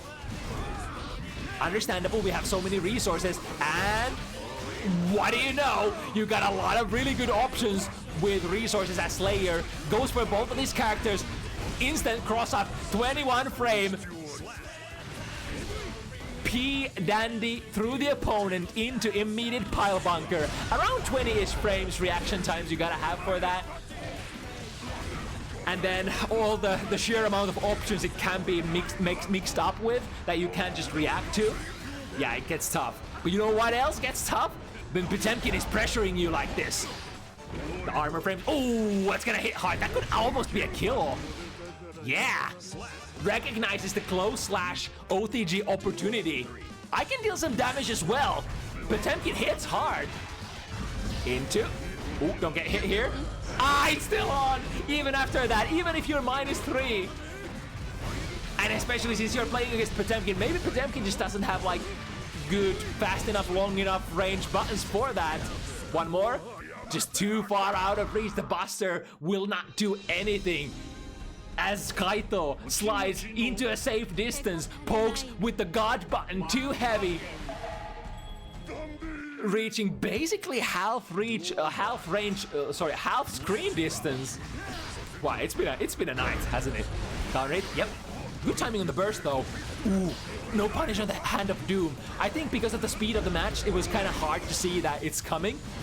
But technically, if you ever block Hand of Doom, I believe it's -7, so you can get a close slash out of it if you're super fast.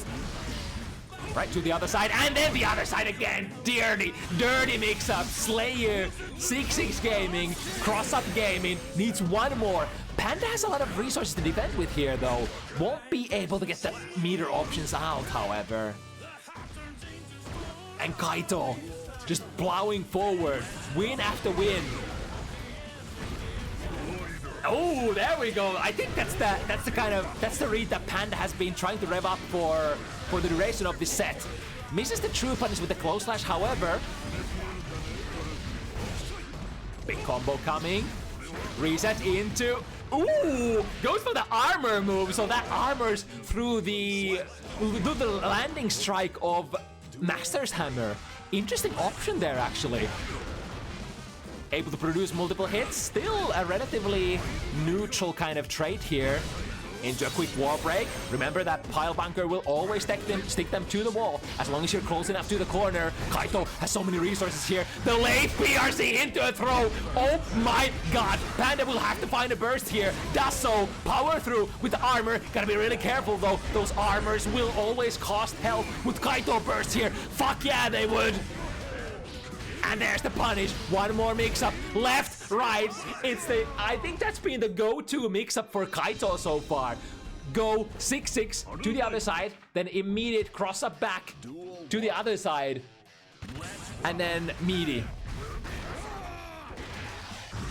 Alright, we got the bite. I think that was a Kara bite as well, right? Because it was from a relatively far range. Plus 10 now from the slide head. There we go. Attempts to react and punish with an instant air dash. However, we were talking about that slightly floaty instant air dash. Into the corner you go. And now this character Slayer, even though the most explosive character on offense, will just break like paper under pressure if you get a hit in. And you know, other than I guess the backdash was improved slightly, so Slayer is not as useless on offense now. Still kinda useless though, right? Or rather, has to hold a lot of stuff. But does it matter? Does it matter that you have to hold stuff? Because when you get on the offensive, you just wreck shit. To the other side with the Master's Hammer. Go with it again. Maybe getting hit by the Master's Hammer. Maybe better than blocking it. Who knows? Backdash. Able to avoid that one. To the other side. I got some cross-up stuff as well. Hammerfall finds an anti-air hit on the way out. Nice backdash there, I think. Close slash. This into Horizon. And I think that's gonna be over. Kaito with a clean 7-0 sweep. Finishes with a last Horizon. Would it do enough damage? Abso-fucking-lutely. My goodness. Panda has had a couple of very unfortunately difficult matchups back-to-back. 7-0 against, who was it? Against, God, I can't remember. No, Antonio that one week, and then KaitouDandy. One of the highest ranked Slayer players in the region. In the end, it is Scotland triumphing. But my god, that Slayer, that confident Slayer player, that competent Slayer play. There were even some, like, couple of tricks I've never seen. such as that one combo route that Kaito played with the air extension. I guess like air extensions are not the most rare things for Slayer, but generally I think they're more for like utility, such as like corner carry and stuff like that. Anyway, that character Slayer is Slayer for sure. And this week, Panda will, of course, unfortunately have to yield once again. But in the future, we will come back. We will never give up. I know Panda represents that school of never give up. As probably should all Potemkin players. They've picked the kind of game they want to be playing. If you give up as a Potemkin player, you can't fare in this. Like, you're not built for these streets, cuh. You're just not built for these streets. You gotta believe. You always come back after being, you know, beaten down. And you make it happen in the end. Anyway, that will be our show for the week. What a week was that, even. Lots of very, very close comebacks. Miraculous comebacks, even. And my voice is completely dead, so... Sorry, I'm gonna transition into... stop streaming right now. Let me check a good raid target. Set you guys off onto further adventures.